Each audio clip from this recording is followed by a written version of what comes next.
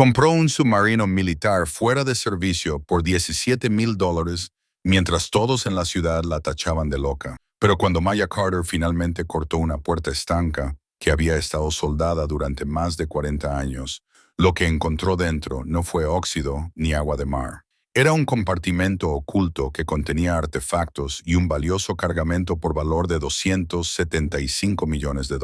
Esta es la historia real de cómo una madre soltera ridiculizada convirtió el mayor error de su vida en el descubrimiento que lo cambiaría todo.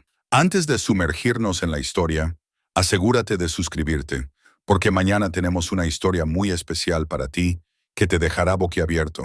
El aire salino se cernía denso sobre Port Madison aquella mañana de octubre, trayendo consigo el olor a gasóleo, algas podridas y 30 años de promesas incumplidas. Maya Carter se encontraba al borde del desguace de Dennis, con sus botas de punta de acero hundiéndose ligeramente en el barro y la mirada fija en algo que no tenía ningún sentido.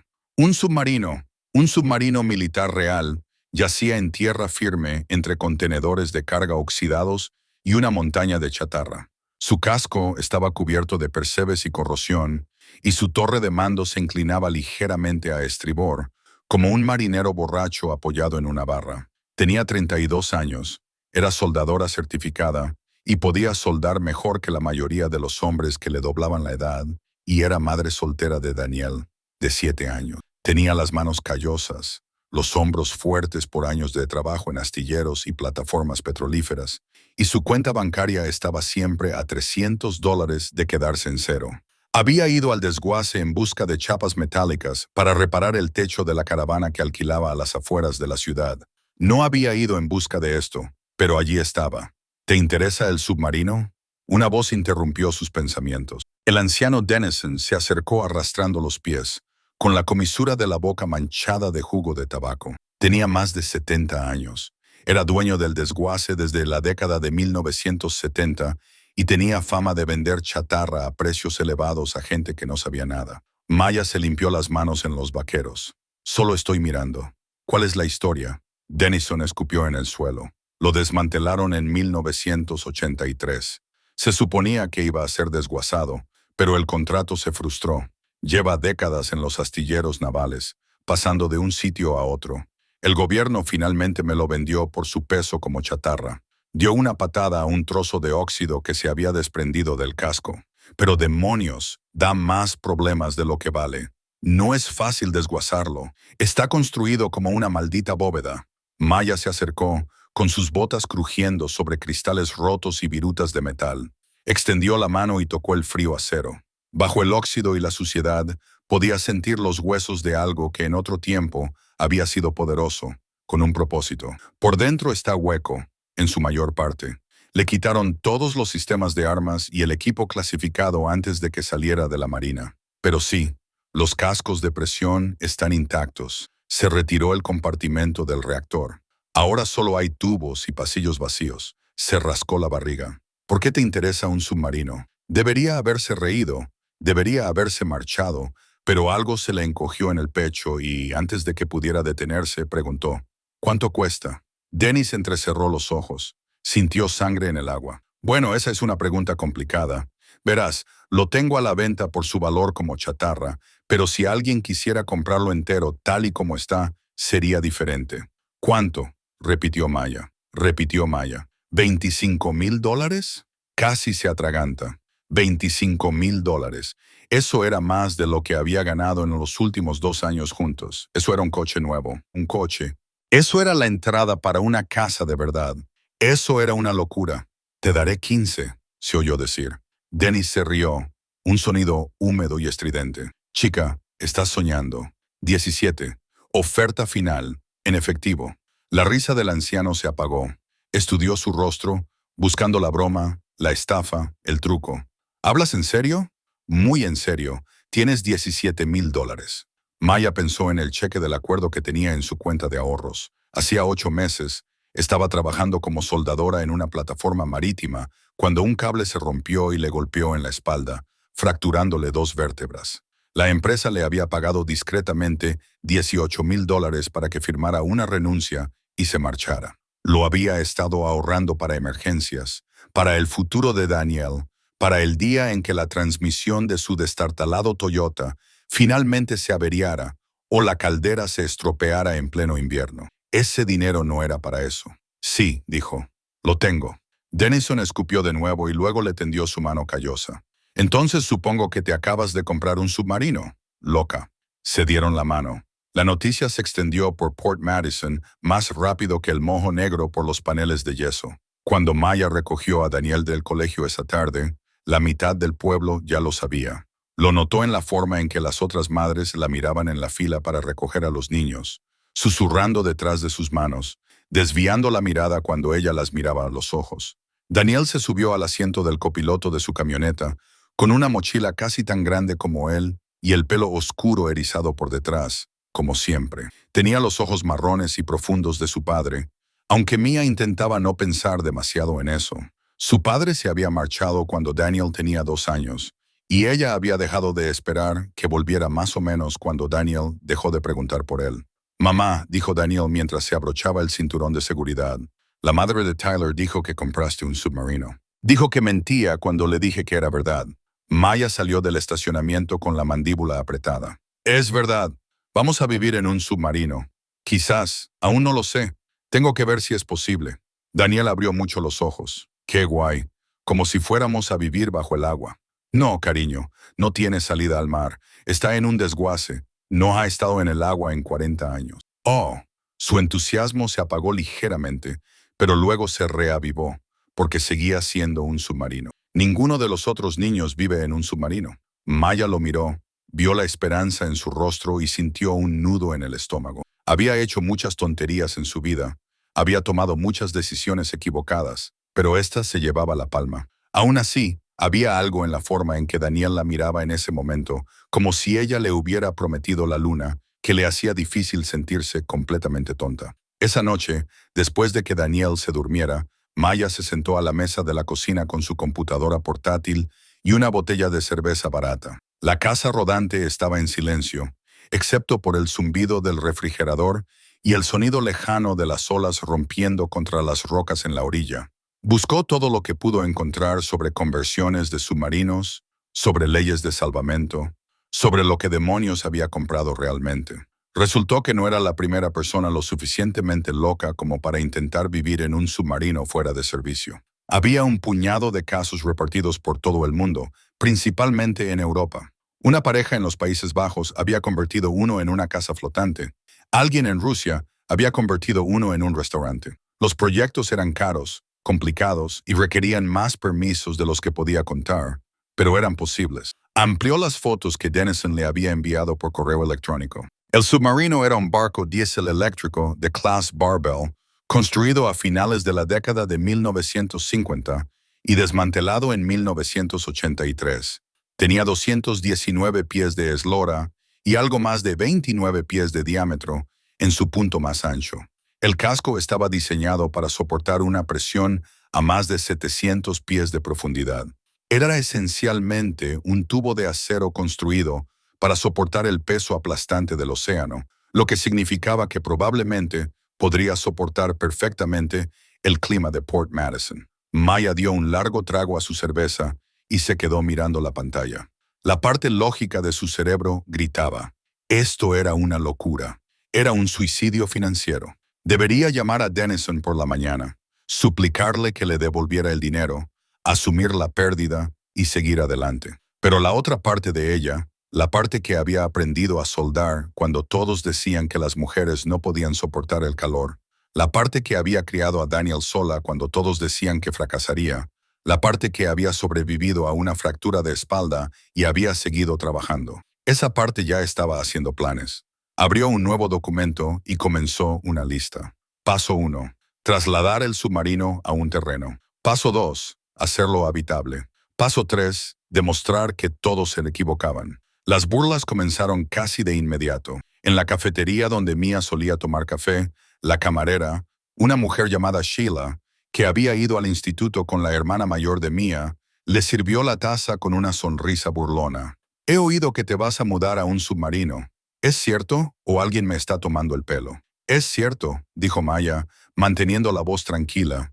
Sheila se rió tan fuerte que todo el restaurante se volvió a mirar. Dios mío, ¿qué será lo próximo? ¿Vas a comprar una nave espacial y volar a la luna?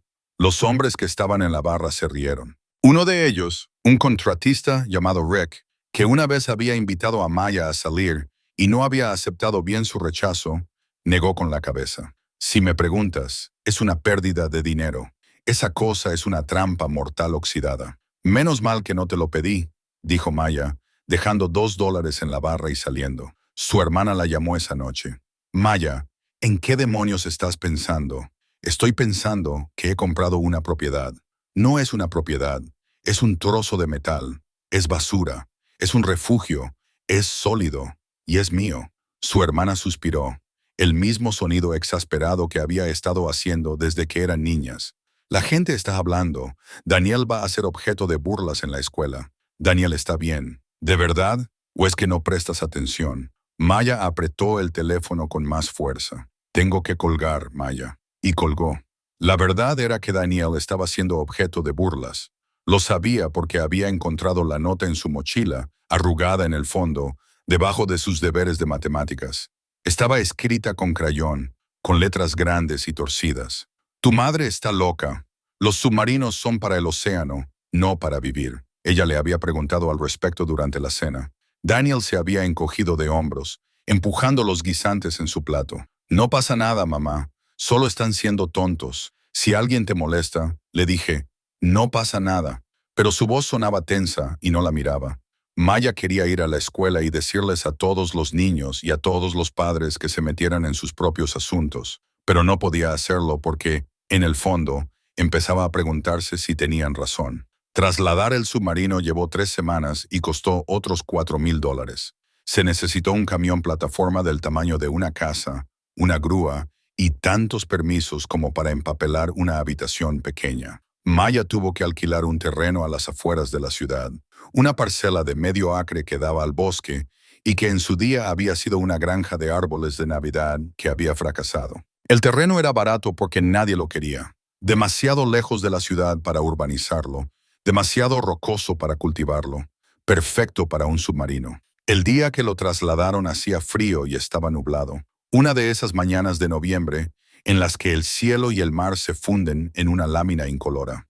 Maya estaba de pie en el barro, observando cómo la grúa levantaba el enorme casco de la plataforma del camión. Se balanceaba ligeramente con el viento, con agua y óxido chorreando de su vientre. Y por un momento pensó en todos los hombres que habían servido en este barco, en todas las misiones que había completado, en todas las profundidades a las que había sobrevivido. Y ahora era suyo. Se había reunido un pequeño grupo de gente para mirar. La mayoría estaban allí para mirar boquiabiertos, tomar fotos y alimentar los chismes, pero unos pocos, muy pocos, miraban el submarino con algo parecido al respeto. Uno de ellos era un anciano llamado Earl, un veterano de la Marina que había servido en submarinos en los años 60. Se acercó a Maya mientras la grúa bajaba el casco sobre los pilones de hormigón que ella había hecho verter. ¿Sabes lo que estás haciendo?, le preguntó. Ni lo más mínimo, admitió Maya. Earl asintió lentamente. Bien, eso significa que lo descubrirás sobre la marcha.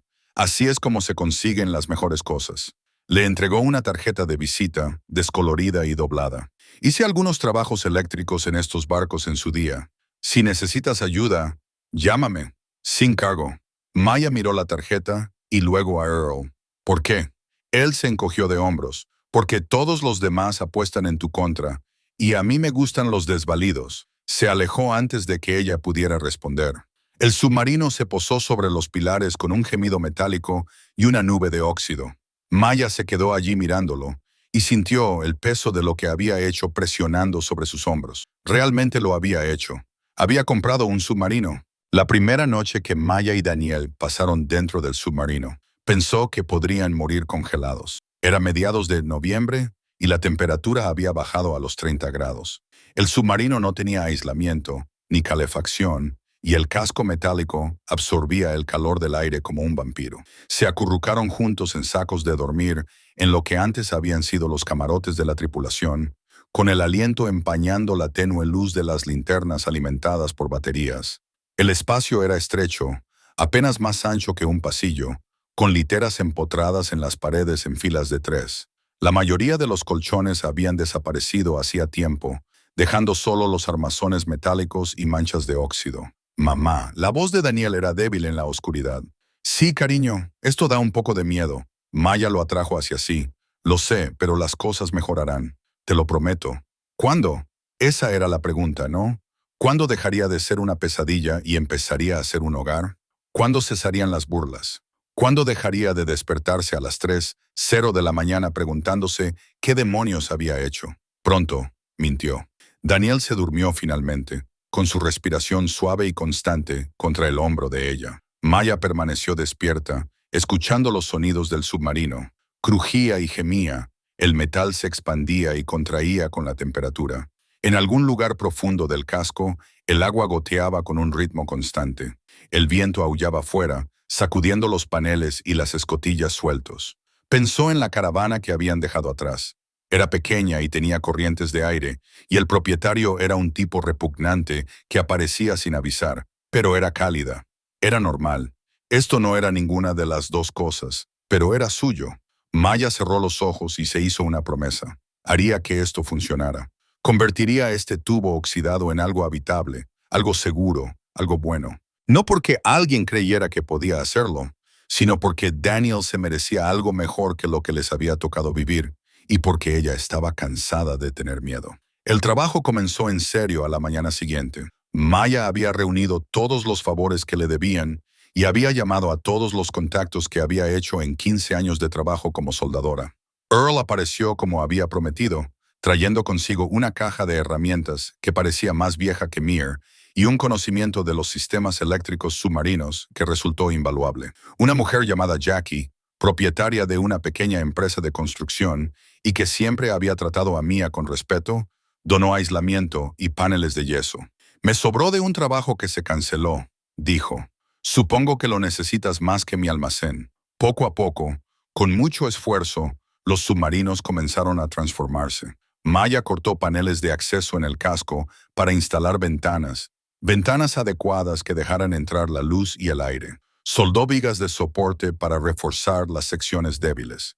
Instaló cables eléctricos, tuberías y ventilación. Todas las noches, después de que Daniel se acostara, trabajaba a la luz de una lámpara, con su soplete de soldadura proyectando sombras en las paredes curvas. Algunas noches, Earl se quedaba hasta tarde, ayudándola a descifrar los complejos sistemas del barco. Mira, aquí estaba la conexión de la energía auxiliar, decía, señalando una maraña de cables antiguos. Puedes evitarla. Tiende cables nuevos directamente hasta tu panel de interruptores. ¿Estás seguro?, preguntaba Ma. Claro que no, pero lo resolveremos. Y así lo hicieron. Para Navidad ya tenían calefacción. Para Año Nuevo tenían agua caliente. En febrero, el submarino empezaba a parecer menos un ataúd metálico y más una extraña casa cilíndrica. La habitación de Daniel estaba en la antigua sala de torpedos, un espacio que Meyer había despejado y pintado de azul. Le había construido un somier con madera recuperada y había colgado estrellas que brillaban en la oscuridad del techo curvo. No era gran cosa, pero a Daniel le encantaba. «Soy el único niño del mundo que duerme donde antes estaban los torpedos», le dijo una noche, con el rostro radiante de orgullo. Maya le besó la frente.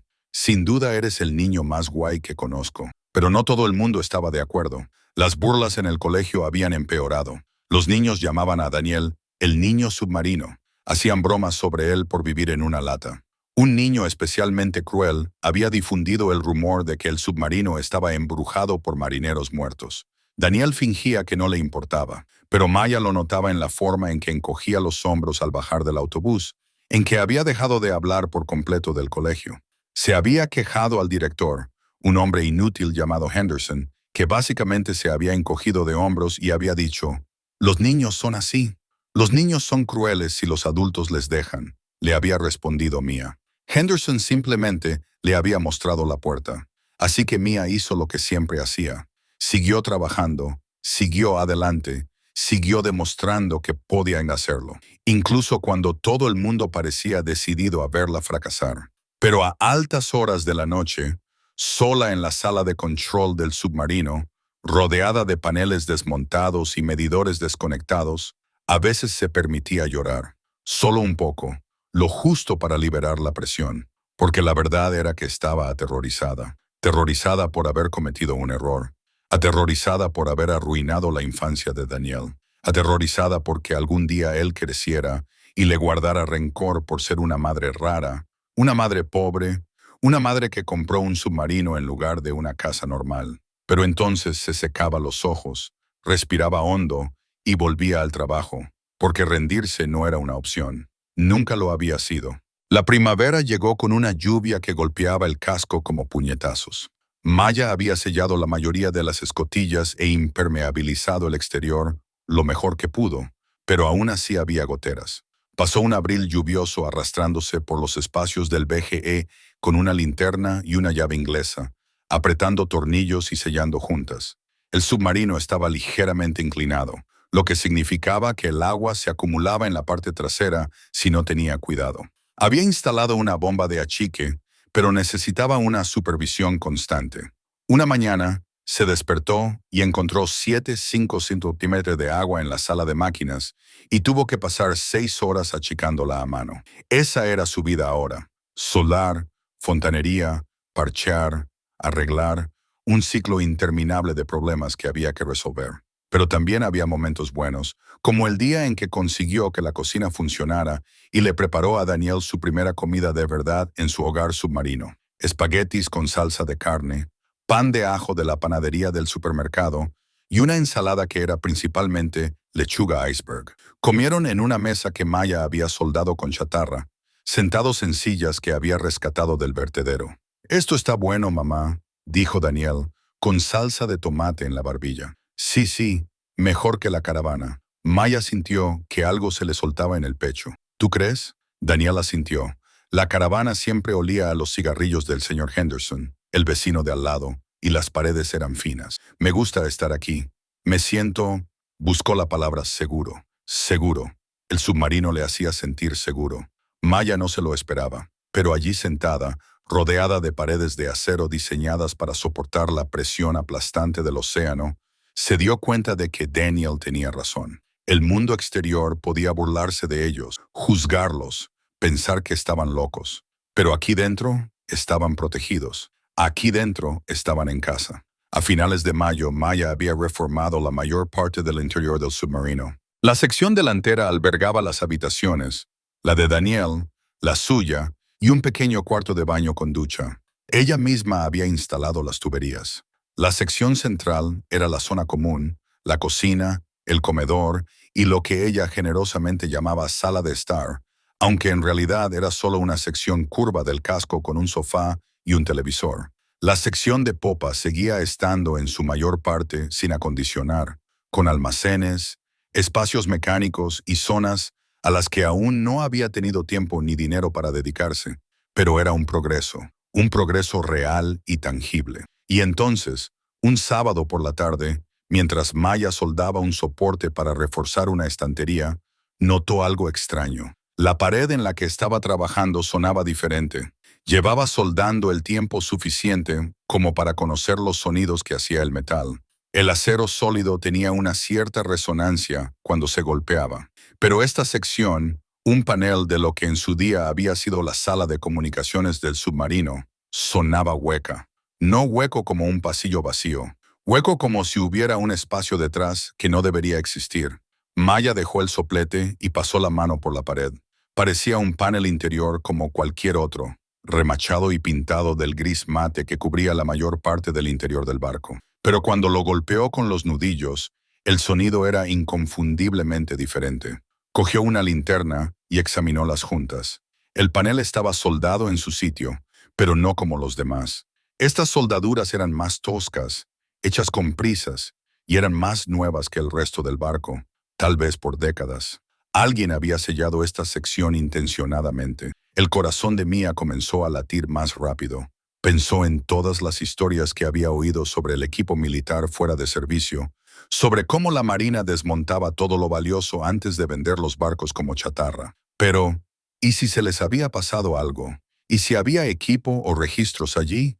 No sabía qué, pero tenía que averiguarlo. Cogió su amoladora angular y un disco de corte. Earl se había ido a casa por ese día. Daniel estaba en casa de un amigo, uno de los pocos niños que había dejado de burlarse de él después de ver lo genial que era realmente el submarino. Maya estaba sola. Se puso las gafas de seguridad, encendió la amoladora y la presionó contra la soldadura. Saltaron chispas. El metal chirrió y en algún lugar profundo del submarino, algo que había estado sellado durante más de 40 años, comenzó a despertar. La amoladora angular lanzó chispas por toda la pared curva de la sala de comunicaciones. Cada una de ellas era una pequeña estrella que moría contra la pintura gris mate.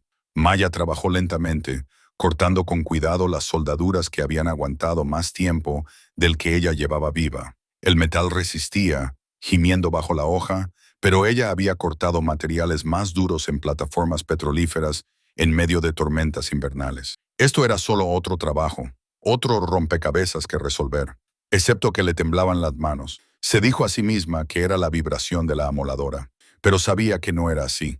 Había algo en la forma deliberada en que se había sellado este panel. Algo en las soldaduras más nuevas sobre el metal más antiguo que le ponía la piel de gallina por la expectación, o tal vez por la advertencia. Terminó el primer corte. Pasó a la segunda junta. El motor de la amoladora zumbaba al morder el acero. Más chispas. Más humo. El olor a metal caliente llenaba el espacio reducido, familiar y acre. Llevaba 15 años respirando ese olor, desde su primera clase de soldadura en la universidad comunitaria, cuando tenía 17 años y estaba desesperada por escapar de la casa de su madre. 20 minutos más tarde, la última soldadura cedió. Maya dejó la amoladora y hizo palanca en el borde del panel con una palanca. Al principio se resistió, pegado por décadas de pintura y corrosión, pero de repente se soltó con un sonido similar a un disparo. El aire frío salió a borbotones. Mia retrocedió tambaleándose, con el corazón latiéndole con fuerza. El aire que escapaba de detrás del panel era diferente al del resto del submarino, más seco, viciado, como al abrir una tumba que había estado sellada desde los días en que Ronald Reagan era presidente y Daniel ni siquiera había nacido. Cogió su linterna y la enfocó hacia el hueco. Detrás del panel había un espacio de unos 1,20 metros de ancho y 2,40 metros de largo. Un compartimento oculto, construido en el casco del submarino, completamente separado del interior principal. Y no estaba vacío. Había cajas metálicas apiladas a lo largo de una pared, de color verde militar con números estampados en los laterales. Había cajas de madera, cajas más pequeñas envueltas en lo que parecía lona impermeable, y contra la pared del fondo, un armario de acero asegurado con un candado que hacía tiempo que se había oxidado hasta quedar inservible. Mia respiraba entrecortadamente. Lo primero que pensó fue en armas. Se suponía que la Marina había retirado todos los sistemas de armas, pero ¿y si se les había pasado algo? ¿Y si había torpedos allí atrás? ¿O misiles? ¿O algo peor? Pero no. Las cajas eran demasiado pequeñas, y además, la Marina no habría sellado un compartimento de armas con soldaduras tan toscas. Habrían cortado toda la sección y la habrían retirado por completo. Esto era otra cosa, algo que alguien había querido ocultar. Maya se coló por la abertura, rozando los bordes metálicos con los hombros. El compartimento era estrecho, apenas había altura suficiente para ponerse de pie. El haz de luz de su linterna recorrió las cajas, deteniéndose en unas letras y números estampados, USNR, seguidos de una serie de códigos que no reconoció. Se arrodilló junto a la caja más cercana y probó los pestillos. Estaban duros, pero no cerrados con llave. Con algo de esfuerzo, consiguió abrirlos. En su interior, envueltos en tela impermeable y paquetes de secantes que habían mantenido a raya la humedad durante décadas, había documentos, gruesas carpetas atadas con gomas elásticas que se desmoronaban al tocarlas, mapas, fotografías y, debajo de todo ello, algo que le revolvió el estómago, monedas de oro, no un puñado, ni una docena de coleccionista, cientos de ellas apiladas en filas como soldados firmes, cada una sellada en una pequeña funda de plástico. A Maya le temblaban las manos mientras sacaba una.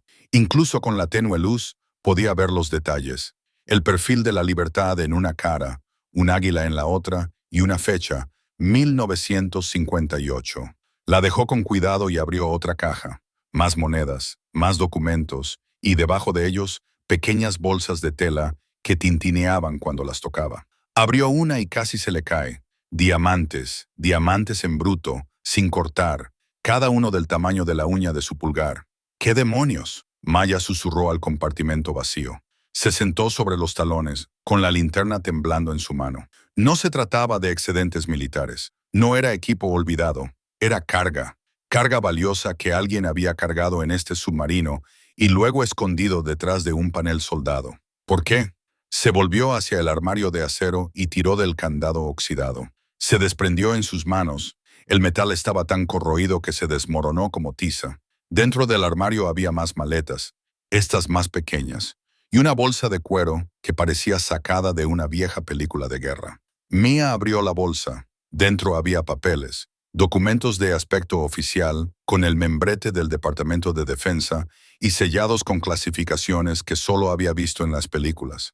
Alto secreto, solo para sus ojos. Su corazón latía tan fuerte que podía sentirlo en la garganta. Uno de los documentos, cerca de la parte superior de la pila, tenía un título escrito en la parte superior: Operación Cosecha Nocturna, Misión de Recuperación de Activos, 1982. Maya hojeó la página y sus ojos se fijaron en frases que no tenían sentido.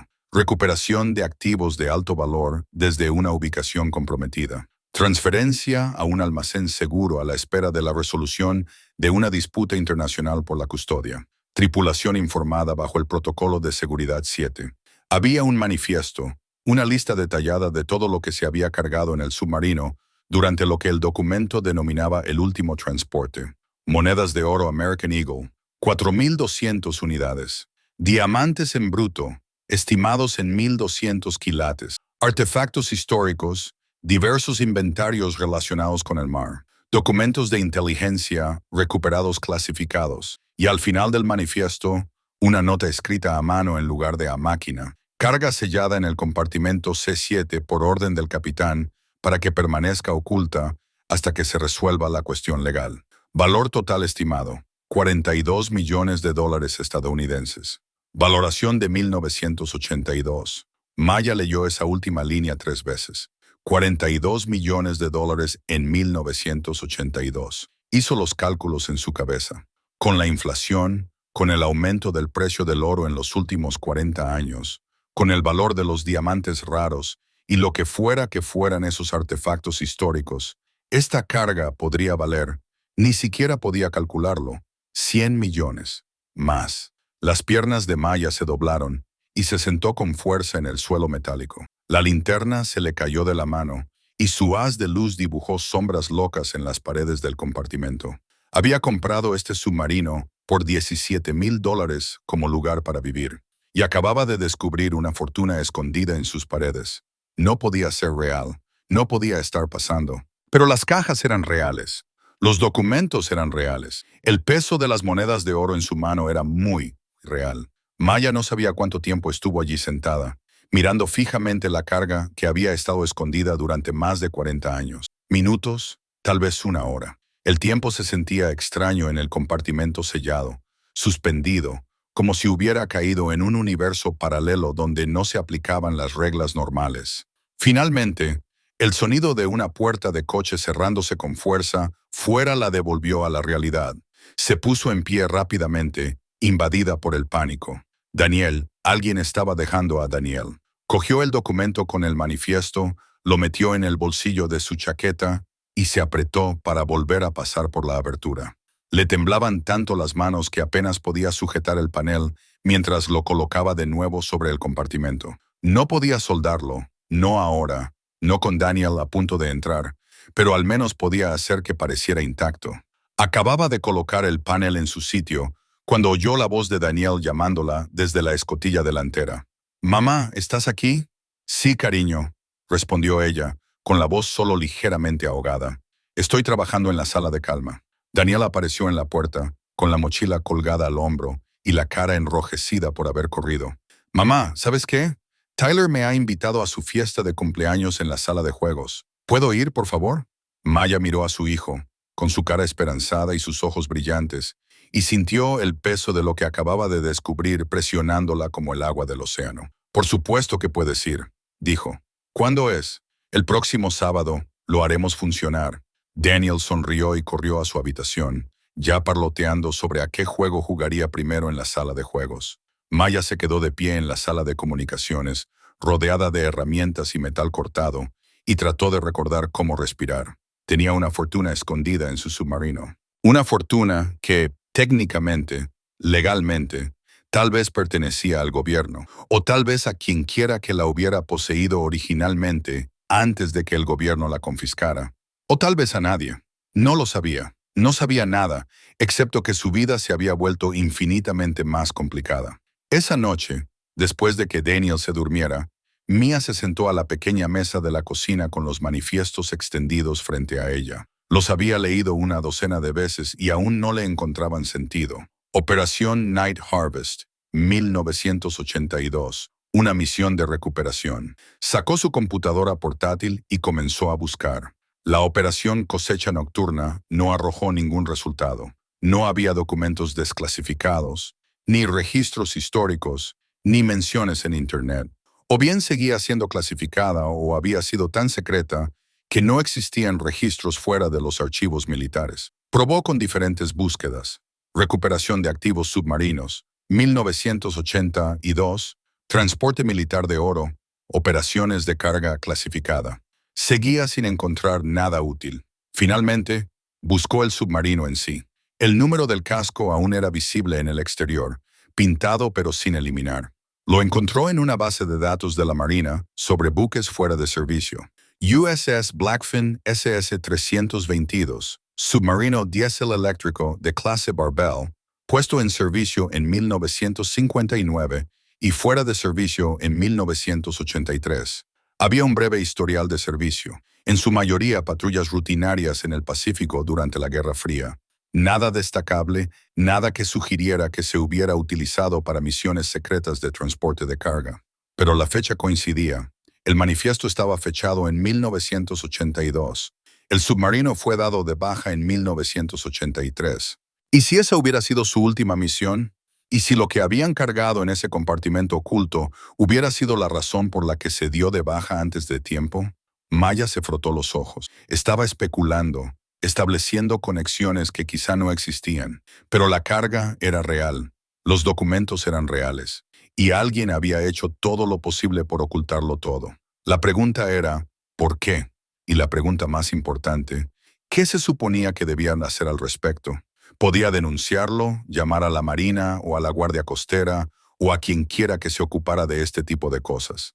Entregar la carga y los documentos y lavarse las manos de todo el lío. Pero entonces, ¿qué? Se lo llevarían todo. Probablemente también se llevarían el submarino. Lo sellarían como escena del crimen o lugar clasificado. Ella y Daniel volverían a quedarse sin hogar, de vuelta al punto de partida. Excepto que ahora todo el mundo en la ciudad sabría que la loca de Maya Carter había tropezado accidentalmente con una fortuna y luego la había perdido. O podía guardar silencio, al menos por ahora, y averiguar a qué se enfrentaba antes de tomar ninguna decisión. La idea le daba náuseas. Ella no era una ladrona. Nunca había robado nada en su vida, salvo una barra de chocolate cuando tenía 9 años, y se sintió tan culpable que la devolvió al día siguiente. Pero esto no era robar, ¿verdad? Había comprado el submarino legalmente. Todo lo que había dentro era suyo. La Marina lo había vendido, presumiblemente después de registrarlo, y quitar todo lo que querían quedarse. Esa carga había sido abandonada, olvidada. Maya cerró el portátil y se llevó las manos a la cabeza. Necesitaba ayuda. Necesitaba el consejo de alguien que supiera de derecho militar y derechos de salvamento y otras 100 cosas que ella no entendía. Pero ¿en quién podía confiar? La respuesta le llegó poco a poco. Earl. Earl había servido en submarinos. Conocía los procedimientos de la Marina y además había sido amable con ella cuando todos los demás se reían. La había ayudado sin pedir nada a cambio. Si alguien podía ayudarla a resolver esto, era él. Maya cogió su teléfono y escribió un mensaje. Necesito hablar contigo sobre algo que he encontrado en el submarino. Algo importante. ¿Puedes venir mañana? La respuesta llegó casi inmediatamente. A las 8:00, traeré café. Maya dejó el teléfono y miró a su alrededor en la cocina. El submarino zumbaba silenciosamente a su alrededor, el metal asentándose, las bombas funcionando, los sonidos a los que se había acostumbrado durante los últimos 6 meses. 6 meses atrás, era una madre soltera que vivía en una caravana llena de corrientes de aire, ridiculizada por comprar un submarino oxidado. Ahora estaba sentada sobre una fortuna oculta y no tenía ni idea de qué hacer al respecto. Se rió, un sonido breve y agudo que resonó en las paredes curvas. Su vida nunca había sido normal. ¿Por qué iba a empezar a hacerlo ahora? Earl llegó puntualmente a las 8 de la mañana, con 2 cafés de la gasolinera y una bolsa de donuts que olían de maravilla. Llevaba su gorra de veterano de la Marina y una chaqueta cubierta de parches de los submarinos en los que había servido. Bueno, dijo entregándole un café a Mare. ¿Qué has encontrado? Maya lo llevó a la sala de comunicaciones. Había pasado las primeras horas de la mañana poniendo el espacio presentable, apartando herramientas y equipos. El panel que había cortado todavía estaba apoyado contra la pared, con la abertura del compartimento oculto visible detrás de él. Earl se detuvo en la puerta. Sus ojos se dirigieron a la abertura, luego al panel y luego de nuevo a Maya. Vaya, qué sorpresa. Necesito que veas algo, dijo Mia. Pero primero, necesito que me prometas que lo que te voy a enseñar quedará entre nosotros, al menos hasta que averigüe de qué se trata. Earl la miró fijamente durante un largo rato. Luego asintió con la cabeza. ¿Tienes mi palabra? Ma se coló por la abertura y Earl la siguió, moviéndose más despacio, ya que sus articulaciones no eran tan flexibles como antes. Cuando vio las maletas, la taquilla y las pruebas de la carga que había estado oculta durante décadas, soltó un silbido. «Hijo de puta», murmuró. Maya abrió una de las cajas y le mostró las monedas de oro. Luego otra, revelando los diamantes. Finalmente, le entregó el manifiesto. Earl lo leyó lentamente, moviendo ligeramente los labios mientras procesaba las palabras. Cuando terminó, miró a Ma con una expresión que ella no pudo descifrar. «¿Sabes qué es esto?», preguntó en voz baja. «Esperaba que tú pudieras decírmelo». Earl se sentó en una de las cajas y el metal crujió bajo su peso. «No puedo darte detalles. Nunca me informaron sobre nada llamado Operación Cosecha Nocturna. Pero puedo decirte que a principios de los años 80 había rumores, historias que circulaban entre los soldados. El tipo de cosas de las que no se hablaba abiertamente. ¿Qué tipo de historias?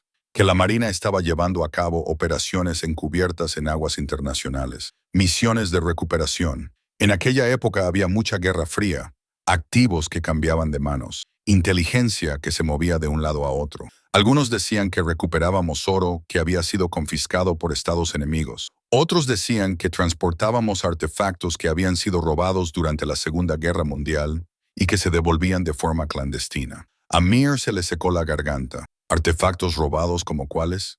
El botín nazi.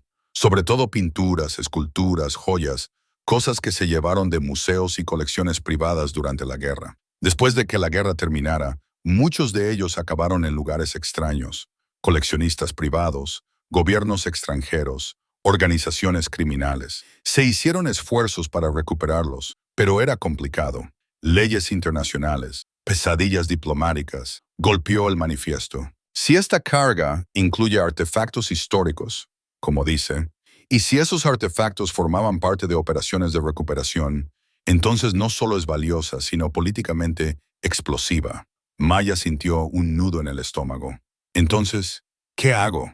Earl se quedó callado durante un largo rato. Luego dijo, «Legalmente tú eres la propietaria de este submarino y de todo lo que hay en él. Lo compraste de forma legal. La Marina lo vendió a un desguace y el desguace te lo vendió a ti. Si no lo registraron adecuadamente antes de venderlo, es culpa suya. Pero si esta carga formaba parte de una operación clasificada, el gobierno podría argumentar que sigue siendo de su propiedad. Podrían confiscarla. Podrían confiscar todo el submarino. Joder, podrían acusarte de posesión de bienes robados o materiales clasificados, aunque yo no supiera que estaban aquí. La ignorancia no siempre es una defensa, especialmente cuando hay tanto dinero en juego». Maya sintió que las paredes se le echaban encima, así que estoy jodida de cualquier manera. Si lo denuncio, lo pierdo todo. Si no lo denuncio y lo descubren, podría ir a la cárcel. Earl negó con la cabeza. Quizás no.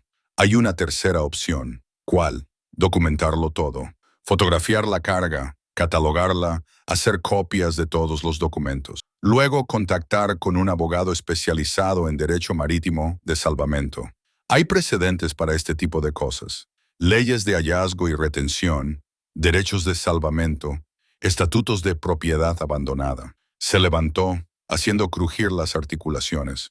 Puede que no te quedes con todo. Diablos, puede que no te quedes con la mayor parte, pero con un buen abogado, puedes argumentar que tienes derecho al menos a una comisión por hallazgo y, dependiendo de dónde provenga esta carga y a quién pertenecía originalmente, podría haber recompensas o pagos de restitución. Maya pensó en ello. Una comisión por hallazgo, aunque fuera un pequeño porcentaje de $40 millones o lo que fuera que valiera ahora la carga, le cambiaría la vida. Significaría la universidad para Daniel, una casa de verdad, seguridad.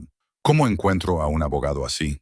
Earl sacó su teléfono. Conozco a un tipo que representó a un equipo de rescate que encontró un naufragio frente a la costa de Oregón hace unos años. Es bueno, conoce la ley al dedillo. Buscó entre sus contactos y le entregó el teléfono. Se llama Richard Nolan. Dile que te envía Earl Hutchins. Me debe un favor. Maya tomó el teléfono con manos temblorosas. Earl, no sé cómo agradecértelo. El anciano le hizo un gesto con la mano para que se callara. No me des las gracias todavía. Esto se va a complicar. Abogados, agencias gubernamentales, tal vez incluso reclamaciones internacionales. Si esos artefactos son lo que creo que son. Hizo una pausa en la entrada del compartimento. Pero Maya, si hay algo que aprendí en la Marina, es que la fortuna favorece a los audaces. Compraste este barco cuando todos decían que estabas loca. Lo convertiste en un hogar cuando todos decían que era imposible. Ya has superado obstáculos peores que este. Después de que Earl se marchara, Mia pasó el resto del día fotografiando todo lo que había en el compartimento secreto. Tomó fotos de las maletas, las monedas, los diamantes, todos los documentos. Anotó los números de serie y los códigos de catálogo. Trabajó con la precisión metódica que había aprendido en soldadura, donde un solo error podía significar un desastre. Daniel llegó a casa del colegio y la encontró en la cocina, rodeada de impresiones y notas. «Mamá, ¿qué es todo esto?» Maya miró a su hijo, a su rostro inocente y sus ojos confiados, y sintió una oleada de furia protectora invadirla. Pasara lo que pasara con este cargamento, independientemente de las batallas legales o complicaciones que le esperaran, se aseguraría de que Daniel estuviera bien cuidado. Iré a la universidad. Tendría oportunidades que ella nunca había tenido. Solo es papeleo para el submarino, le dijo. Aburridas cosas de adultos. ¿Puedo jugar a los videojuegos durante una hora y luego hacer los deberes? Daniel salió corriendo y Maya volvió a su documentación. Cuando terminó, era casi medianoche. Había creado un inventario completo de todo lo que había en el compartimento, cotejado con el manifiesto original. Había escaneado todos los documentos y subido copias encriptadas a una cuenta de almacenamiento en la nube. Ahora venía la parte difícil. Cogió el teléfono y marcó el número que le había dado Earl. Sonó 4 veces antes de que una voz respondiera con claridad y profesionalidad. Richard Nolan. Maya respiró hondo. Señor Nolan, me llamo Maya Carter. Earl Hutchins me dio su número. Necesito ayuda con un rescate. ¿Qué tipo de rescate? Uno complicado. Hubo una pausa. Entonces Nolan dijo, cobro $400 por hora por la consulta, pero la primera llamada es gratis. Dígame qué tiene. Maya le habló del submarino, del compartimento oculto, de la carga, los documentos y el manifiesto que sugerían que todo formaba parte de una operación militar clasificada de hacía 40 años. Nolan escuchó sin interrumpir. Cuando ella terminó, se quedó en silencio durante un largo rato. Señorita Carter, dijo finalmente, necesito que me escuche con mucha atención. No vuelva a tocar esa carga. No la mueva, no la venda, no se lo cuente a nadie más. A partir de este momento, usted es la custodia legal de lo que podría ser propiedad del gobierno, artefactos robados o carga abandonada legítimamente. La categoría en la que se encuadre determinará si se hace rica o acaba en un tribunal federal. ¿Qué debo hacer? Si es posible, reúnase conmigo mañana. Traiga copias de todo lo que haya documentado. Tenemos que actuar rápido antes de que alguien más se entere de esto. Lo que suceda a continuación convertirá el descubrimiento de Mir, de una fortuna oculta, en una lucha por todo lo que ha construido. Revelará verdades sobre la última misión del submarino que debían permanecer ocultas y pondrá a prueba si el coraje de una mujer puede enfrentarse a las poderosas fuerzas que quieren silenciarla. Si te gusta esta historia, dale a me gusta, compártela y suscríbete para leer más. El bufete de abogados de Richard Nolan estaba situado en un almacén reconvertido en el Paseo Marítimo de Seattle, a 45 minutos de Port Madison. Mia hizo el viaje en coche una gris mañana de martes, dejando a Daniel con Earl, que se había ofrecido a ayudar al niño con un proyecto escolar sobre submarinos. Mia no dejó de apreciar la ironía. Aparcó su camioneta entre un BMW y un Mercedes, y enseguida se sintió fuera de lugar. Su ropa estaba limpia, pero gastada, y sus botas desgastadas por meses de trabajo. Parecía exactamente lo que era, una mujer de clase trabajadora que se había metido en algo que le superaba. La recepcionista la dirigió a una sala de conferencias en la tercera planta. Las ventanas del suelo al techo daban a la bahía de Elliot, donde los buques de carga se movían como gigantes pacientes a través del agua gris. Maya estaba de pie junto a la ventana, tratando de calmar sus nervios, cuando la puerta se abrió detrás de ella. Richard Nolan era más joven de lo que ella esperaba, tal vez 40 años, con el tipo de apariencia pulida que provenía de cortes de pelo caros y trajes a medida, pero su apretón de manos era firme y sus ojos eran agudos, lo que sugería que no se le escapaba nada. Señorita Carter, gracias por venir. ¿Le apetece un café? Agua. No, gracias, dijo Mia, aunque tenía la garganta seca como la arena. Se sentaron a una larga mesa de conferencias. Maya sacó una carpeta que contenía copias de todo lo que había documentado. Nolan la abrió y comenzó a leer, con expresión neutra y profesional. Pasaron 5 minutos, luego 10. Finalmente, levantó la vista. Esto es extraordinario. ¿Es bueno o malo? Ambas cosas. Extendió varios documentos sobre la mesa. Empecemos por lo que sabemos. Este submarino fue dado de baja en 1983 y vendido a través de los canales normales de excedentes. Usted lo compró legalmente a un desguace que lo había adquirido legalmente en una subasta del gobierno. Correcto. La carga que descubrió no figuraba en ninguno de los informes de desmantelamiento ni en los documentos de venta. En lo que respecta al registro oficial, no existe. Maya sintió un destello de esperanza. Entonces, es mía. No necesariamente.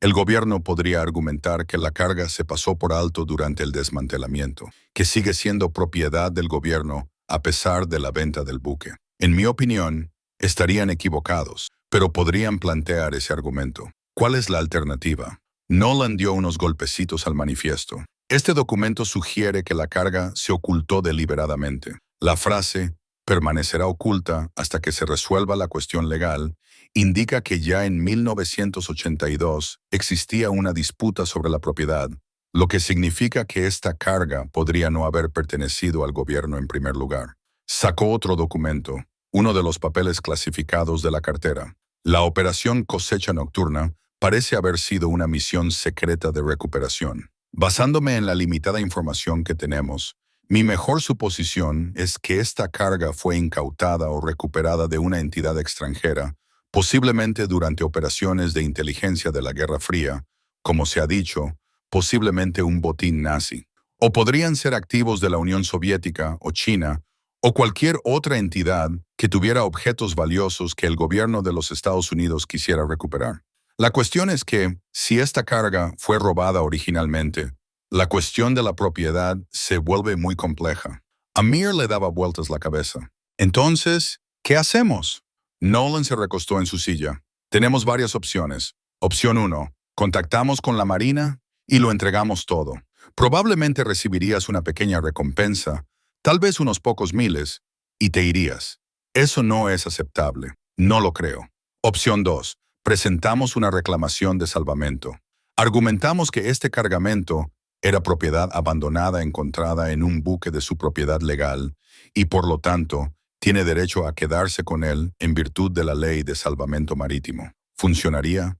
Quizás, pero provocaría una investigación inmediata. El gobierno confiscaría el cargamento mientras se resuelve la reclamación. Ese proceso podría llevar años y no hay garantía de que ganara. Maya sintió un nudo en el estómago. ¿Cuál es la opción 3? Nolan sonrió levemente. La tercera opción es más creativa. Identificamos a los propietarios originales de esta carga o a sus herederos legales y negociamos directamente con ellos. Si estos artefactos fueron robados durante la Segunda Guerra Mundial, hay organizaciones y familias que los han estado buscando durante décadas. Es posible que estén dispuestos a pagar sumas considerables por su devolución. No es necesaria la intervención del gobierno. ¿Es eso legal? Si usted es la propietaria de la carga, sí. El truco está en establecer la propiedad antes de que el gobierno lo descubra y lo congele todo. Maya lo pensó. Le parecía arriesgado, incluso peligroso, pero también le parecía lo correcto. Si este cargamento había sido robado a familias durante la guerra, merecían recuperarlo. Y si ella podía ayudar a que eso sucediera mientras aseguraba su futuro y el de Daniel, entonces tal vez toda esta loca situación tuviera un propósito. ¿Cómo identificamos a los propietarios originales? Ahí es donde se pone interesante. Nolan sacó una lupa y examinó algunas de las fotografías que Mia había tomado. Algunos de estos artículos tendrán marcas de procedencia, números de serie, marcas de fabricantes, escudos familiares. Con suficiente investigación, podemos rastrearlos. La miró, pero tengo que ser claro, esto va a ser caro. Investigación, honorarios legales, posiblemente viajes para verificar las reclamaciones. Estamos hablando de decenas de miles de dólares solo para empezar. Maya sintió que su esperanza se desvanecía. No tengo tanto dinero, lo sé. Por eso propongo que trabajemos a comisión. Yo cubro los gastos iniciales y me quedo con un porcentaje de lo que recuperemos o vendamos. La tarifa estándar sería del 33%, pero dada la complejidad del caso, necesitaría un 40%. Un 40%. Maya hizo los cálculos. Si la carga valía siquiera la mitad de lo que sugería el manifiesto, el 40% de eso aún le dejaría millones. ¿Y si no recuperamos nada? Entonces yo asumo los costes. Ese es el riesgo que corro. Maya estudió su rostro, buscando el ángulo, la trampa. Pero Nolan solo la miró con calma y confianza profesional. Tengo que pensarlo, dijo ella. Por supuesto, pero señorita Carter, necesito que entienda algo. Cuanto más tiempo permanezca esta carga en ese submarino, mayor será el riesgo de que alguien más se entere. Un vecino ve algo. Un contratista se fija en el compartimento sellado. Daniel se lo cuenta a un amigo en la escuela. Una vez que se corra la voz, el gobierno actuará rápidamente. Lo confiscarán todo y lo resolverán más tarde. Cerró la carpeta. Ahora mismo tiene una oportunidad. Un breve momento en el que tú controlas la narrativa, pero esa ventana se está cerrando. Maya condujo a casa en silencio, con la mente dando vueltas a las posibilidades y los temores. Cuando llegó a Port Madison, ya había tomado una decisión. Llamó a Nolan desde el aparcamiento del supermercado. Estoy en un 40% de contingencia. Hagámoslo. Buena elección, dijo Nolan. Empezaré la investigación inmediatamente. Mientras tanto, necesito que asegures ese compartimento. Suelda el panel en su sitio. Haz que parezca intacto. Y no se lo cuentes a nadie más. Ni a tus amigos, ni a tu familia, ni a nadie. Y Earl ya lo sabe, y ha demostrado ser de confianza. Pero nadie más lo entendió. ¿Entendido? Maya colgó y se sentó en su camioneta, observando a la gente entrar y salir de la tienda de comestibles con sus problemas normales y sus vidas normales. Pensó en lo fácil que sería alejarse de todo esto, sellar el compartimento y fingir que nunca lo había encontrado. Pero nunca se le había dado bien alejarse de las cosas. Arrancó la camioneta y se dirigió a casa, de vuelta a su submarino, de vuelta a la fortuna escondida en sus paredes, de vuelta a un futuro que de repente estaba lleno de posibilidades y peligros a partes iguales. La soldadura le llevó casi toda la tarde. Maya trabajó con cuidado para recrear los precarios sellos que originalmente habían ocultado el compartimento. Los hizo parecer viejos, amateur, como si los hubiera hecho alguien con prisa hace 40 años. Cuando terminó, dio un paso atrás y examinó su trabajo. A menos que supieras exactamente qué buscar, nunca encontrarías el panel. Parecía solo otra sección de la pared interior del submarino. Limpió sus herramientas y miró su teléfono. Tenía 3 llamadas perdidas de un número que no reconocía y un mensaje de voz. El mensaje era breve, profesional y neutro. Señorita Carter, soy el agente David Foster, del Servicio de Investigación Criminal Naval. Necesito hablar con usted sobre su reciente compra del buque USS Blackfin fuera de servicio. Por favor, devuélvame la llamada lo antes posible. La sangre de Mir se heló. El NCIS, el Servicio de Investigación Criminal Naval. De alguna manera lo sabían. Ya lo sabían. A Maya le temblaba la mano mientras sostenía el teléfono, con el mensaje del agente Foster aún resonando en sus oídos. El NCIS. Había visto suficientes series policíacas como para saber lo que eso significaba. No se trataba de policías locales ni de burócratas que movían papeles. Eran investigadores federales con recursos y autoridad que podían aplastarla como una lata. Se sentó con fuerza en el banco de la cocina, tratando de pensar con claridad a pesar del pánico que la invadía.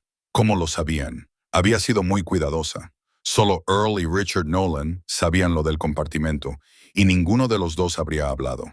Entonces, ¿cómo? El teléfono sonó en su mano, haciéndola sobresaltar. El mismo número desconocido. El agente Foster volvía a llamar. El dedo de Maya se cernió sobre el botón de respuesta. Todos sus instintos le decían que lo dejara ir al buzón de voz, que llamara primero a Nolan, que no dijera nada sin un abogado presente. Pero otra parte de ella, la parte que había sido educada para respetar la autoridad y hacer lo correcto, sentía el peso de la obligación. Respondió: «Hola, señorita Carter. Soy el agente David Foster, del NCIS. Gracias por atender mi llamada». Su voz era suave, entrenada, el tipo de tono diseñado para tranquilizar a la gente mientras se le extraía información. «Espero no llamarla en mal momento». «¿De qué se trata?». Maya mantuvo la voz firme, sin delatar nada. «Se trata del submarino que compró a Dennis Salvage, el USS Blackfin. Estamos llevando a cabo una revisión rutinaria de los buques recientemente desmantelados y su nombre apareció en nuestra base de datos. Esperaba que pudiéramos concertar una cita para revisar algunos documentos y verificar algunos detalles». Revisión rutinaria. Maya no se lo creyó ni por un segundo. La Marina había vendido este submarino a un desguace hacía más de un año. Si estuvieran llevando a cabo revisiones rutinarias, lo habrían hecho entonces, no ahora, 3 días después de que ella descubriera el compartimento secreto. «¿Qué tipo de detalles?», preguntó. «Oh, nada demasiado complicado. Solo necesitamos confirmar el estado de la embarcación, verificar que todos los materiales clasificados se hayan retirado correctamente antes de la venta. El protocolo estándar solo le llevará 1 hora más o menos». Ahí estaba. Verificar que todos los materiales clasificados se hayan retirado correctamente. Estaban tanteando el terreno, tratando de averiguar si ella había descubierto algo. «¿Cuándo querían reunirse?», preguntó Mia, ganando tiempo. «¿Mañana estaría bien? Digamos a las 1000 horas. Podría ir yo a su oficina si le resulta más cómodo». Las 10:00 en punto, las 10 de la mañana. El agente Foster quería ver el submarino, entrar en él, echar un vistazo. Y si ella decía que no, si se negaba, eso levantaría sospechas. «Mañana es complicado», dijo Maya. «Tengo trabajo. ¿Qué tal más adelante en la semana?». Una pausa. «Señorita Carter, comprendo que esté ocupada, pero esto es realmente urgente. Tenemos un plazo para estas revisiones y no me gustaría tener que elevar esto a una inspección formal. Eso implicaría mucho más papeleo, posiblemente una orden judicial».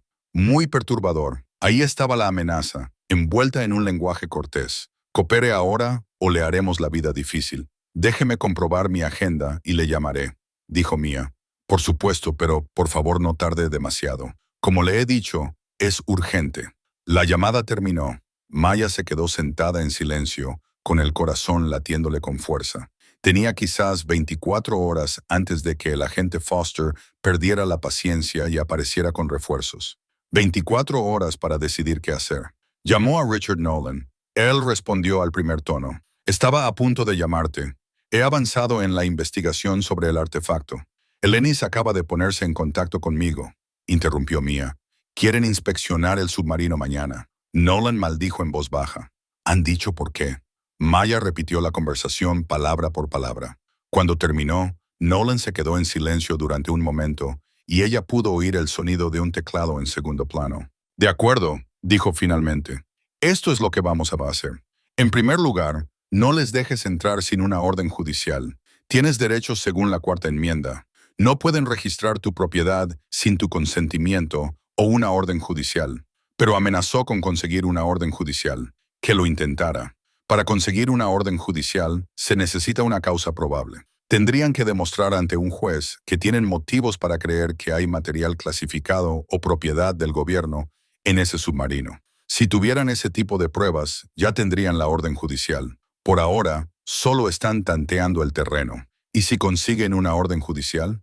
Entonces obedeceremos, pero les haremos trabajar para conseguirla.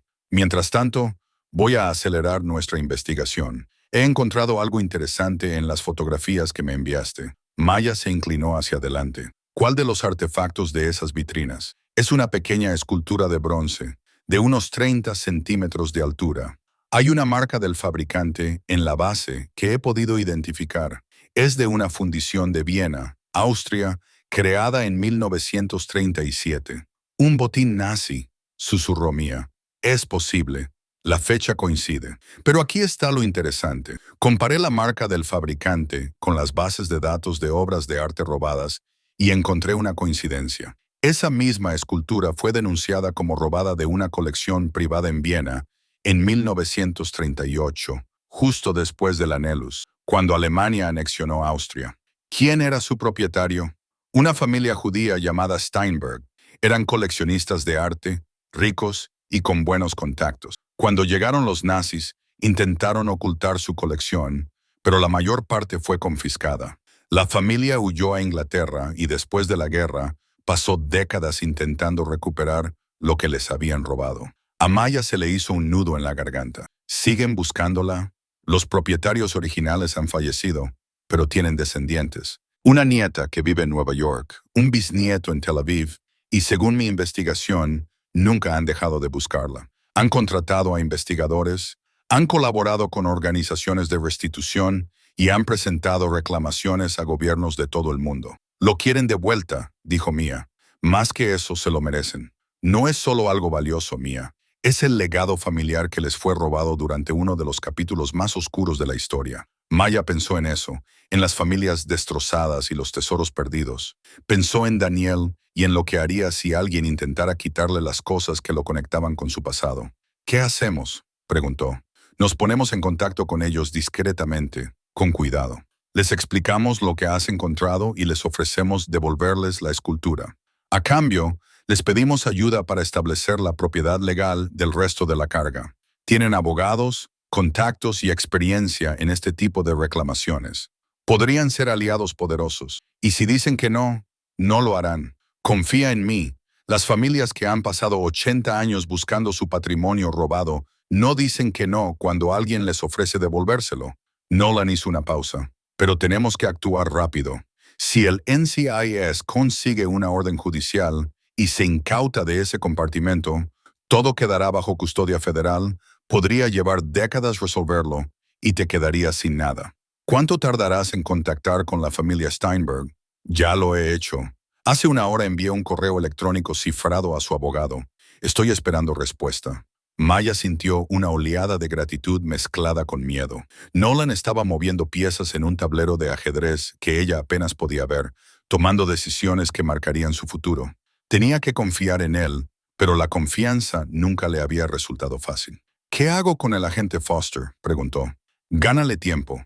Dile que necesitas consultar con tu abogado antes de permitir cualquier inspección. Es tu derecho. Eso nos dará un día, quizá dos. Pensará que estoy ocultando algo. Estás ocultando algo. La cuestión es si él puede demostrarlo. Cuando terminó la llamada, Mia recorrió el submarino, comprobando cada panel sellado, cada junta soldada. El compartimento oculto era ahora invisible, perfectamente camuflado.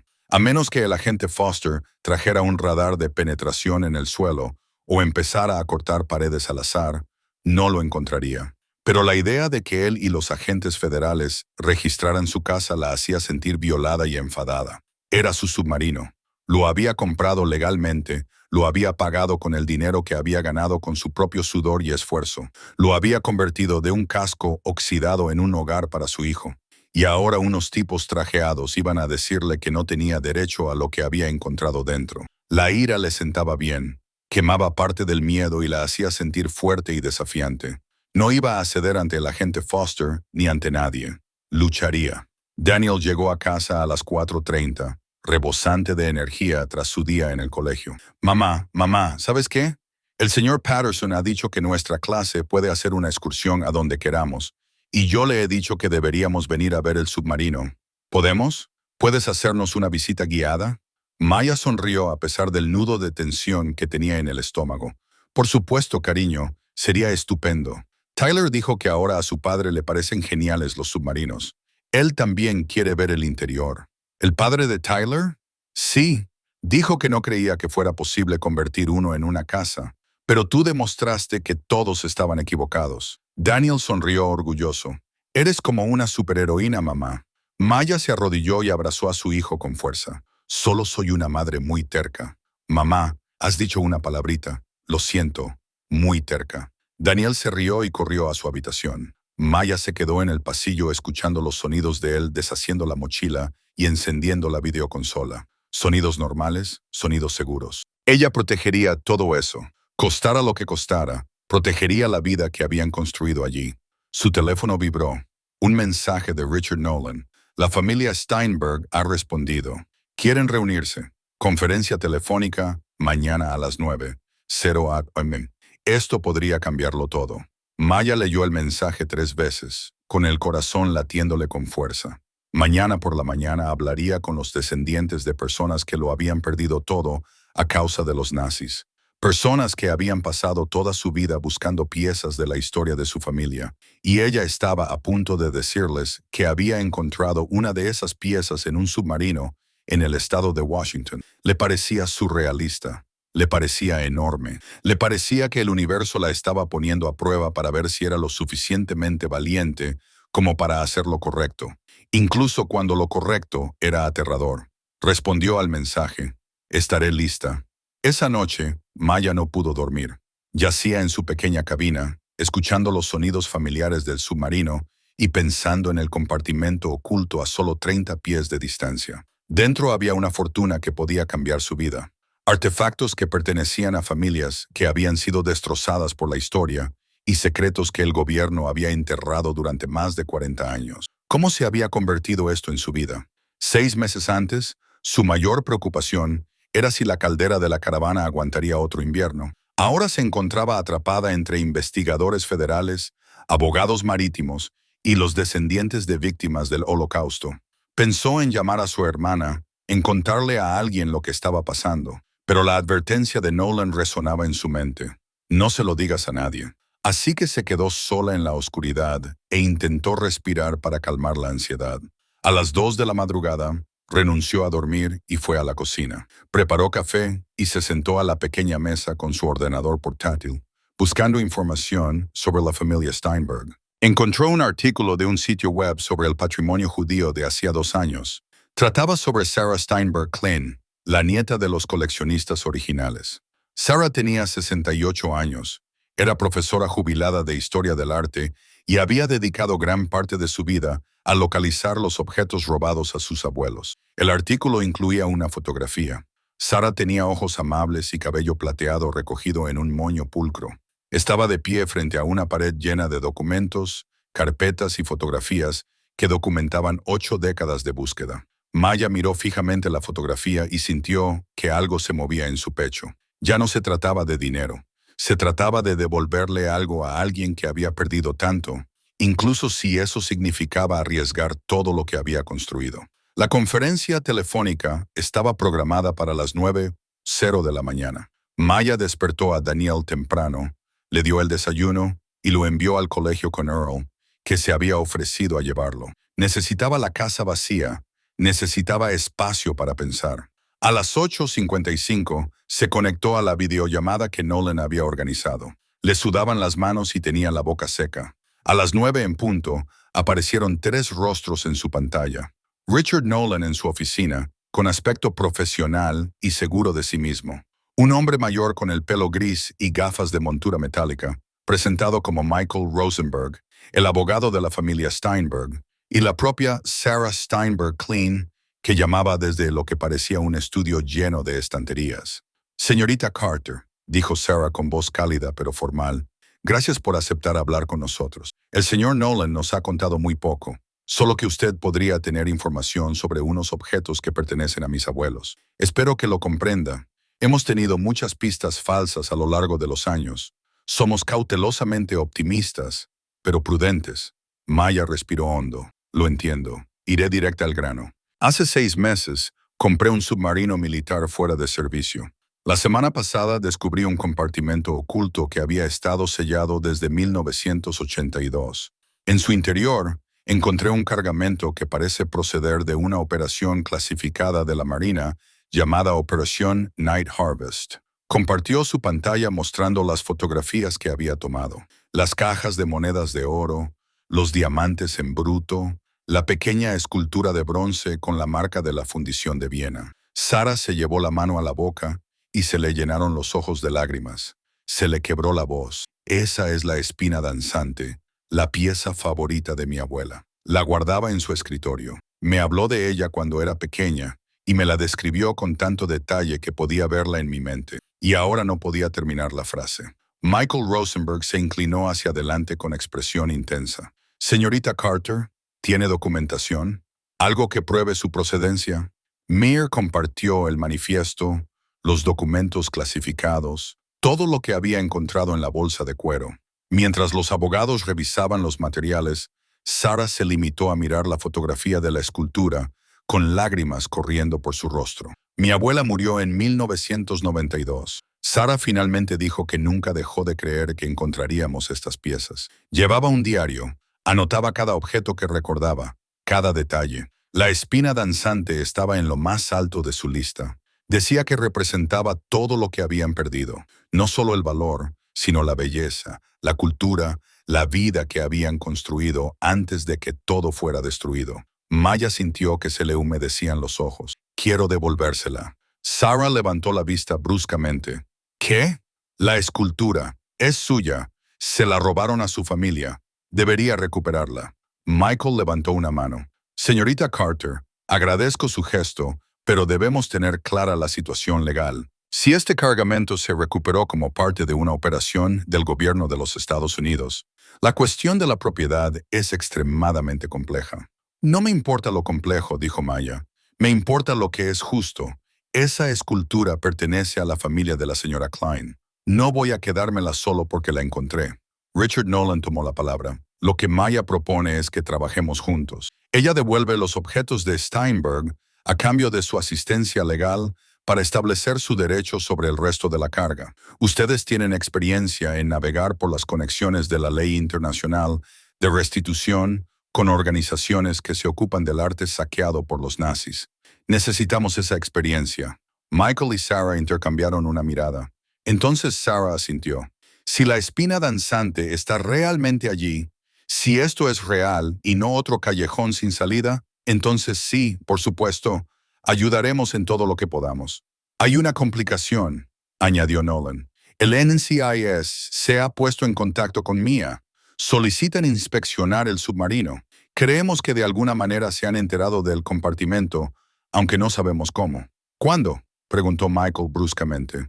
Quieren acceder mañana. Estamos ganando tiempo, pero es posible que solo tengamos un día o dos antes de que obtengan una orden judicial. La expresión de Michael se endureció. Entonces tenemos que actuar ahora. Hoy, Sarah, tenemos que volar a Washington inmediatamente. Si el NCIS se incauta de este cargamento, quedará bloqueado durante años. Puedo estar en un avión en 3 horas, dijo Sarah. Señorita Carter, Michael se volvió hacia la cámara. Vamos a ayudarla, pero necesito que me prometa que protegerá esos objetos hasta que lleguemos. Si le pasa algo a esa escultura, si se daña o desaparece, mi cliente quedará devastado. Tienes mi palabra, dijo Maya. La protegeré con mi vida. La llamada terminó. Mia se quedó sentada en silencio, procesando lo que acababa de pasar. En el espacio de 1 hora, había pasado de estar sola en esta lucha a tener aliados. Aliados poderosos con abogados y recursos y décadas de experiencia. Pero el reloj no se detenía. Llamó a Earl. Necesito tu ayuda con algo. ¿Puedes quedarte con Daniel esta noche? Dile que es una fiesta de pijamas o algo así. Necesito trabajar en el submarino sin él aquí. ¿Va todo bien? La voz de Earl denotaba preocupación. Lo estará, espero. Te lo explicaré más tarde. Puede quedarse todo el tiempo que necesites. ¿Seguro que estás bien? Estoy muerta de miedo, admitió Maya, pero estoy haciendo lo correcto. Creo que es lo único que podemos hacer, pequeña. Después de colgar, Mia se dirigió a la sala de comunicaciones y se paró frente al panel sellado. Detrás de ese acero había una fortuna en oro y diamantes, artefactos robados a familias durante la época más oscura de la humanidad y secretos que el gobierno había mantenido ocultos durante 4 décadas. Y mañana, o pasado mañana, los agentes federales podrían llamar a la puerta con una orden judicial y llevárselo todo. Pero esa noche, ella aún tenía el control. Cogió sus herramientas y empezó a cortar las soldaduras que acababa de terminar ayer. El panel se soltó, revelando una vez más el compartimento oculto. Maya se metió dentro y sacó con cuidado la escultura de bronce de su estuche. Era más pesada de lo que esperaba. El bronce estaba oscuro por el paso del tiempo, pero seguía siendo hermosa.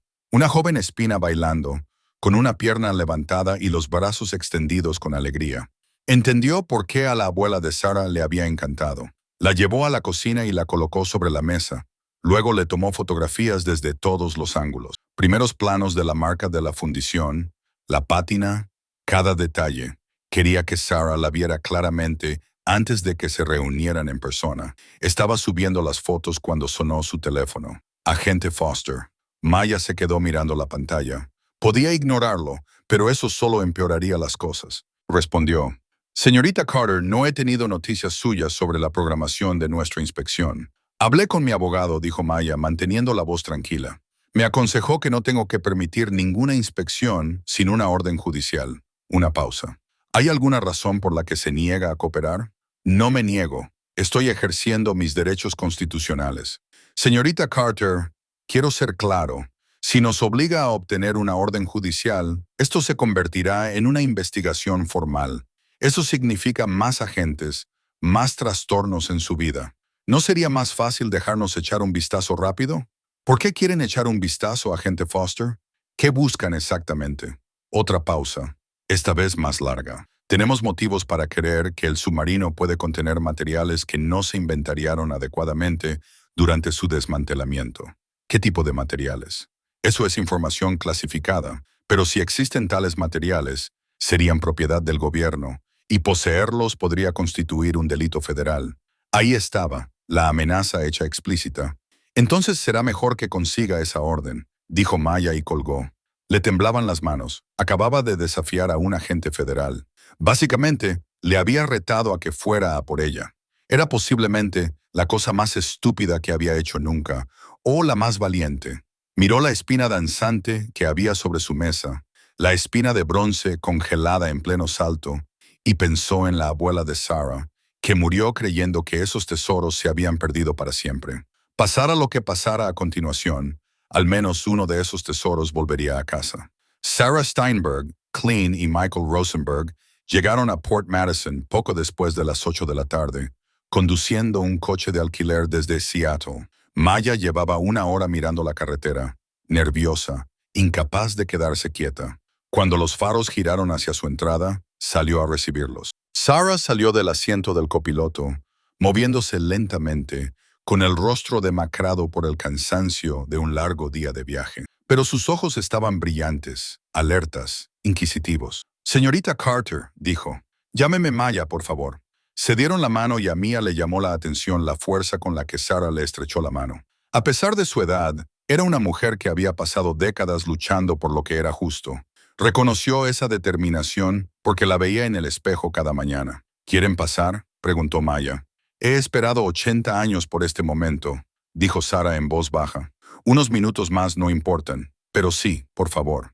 Mia los condujo a través de la escotilla delantera del submarino, observando sus rostros mientras contemplaban las paredes curvas, las tuberías expuestas, la inconfundible sensación de estar dentro de una embarcación diseñada para la guerra. Es increíble, murmuró Michael. Realmente lo hicieron habitable. Es nuestro hogar, dijo Maya con sencillez. Las llevó a la cocina, donde las esperaba la espina danzante, aún sobre la mesa, iluminada por la luz del techo.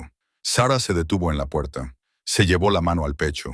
Durante un largo momento, no se movió, no habló, solo se quedó mirando la escultura como si fuera a desaparecer si parpadeaba.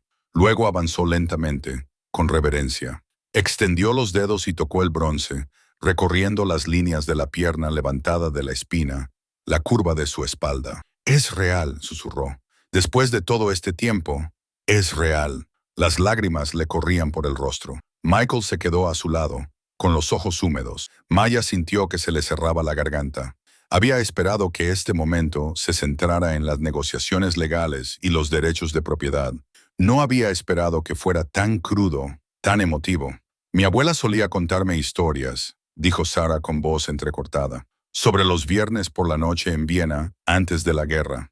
La familia se reunía y ella encendía velas, y esta escultura reflejaba la luz y parecía bailar entre las sombras. Dijo que eso le hacía creer en la alegría incluso cuando todo a su alrededor se desmoronaba». Miró a Maya. «¿Cómo acabó esto en un submarino en el estado de Washington?» «No conozco toda la historia», admitió Mia. «Pero según los documentos que encontré, la Marina llevó a cabo operaciones de recuperación en los años 80, recuperando artefactos robados de diversas fuentes. Esto formaba parte de un cargamento que cargaron en 1982, pero algo salió mal. La misión se clasificó como secreta. El submarino fue desguazado y todo quedó en el olvido».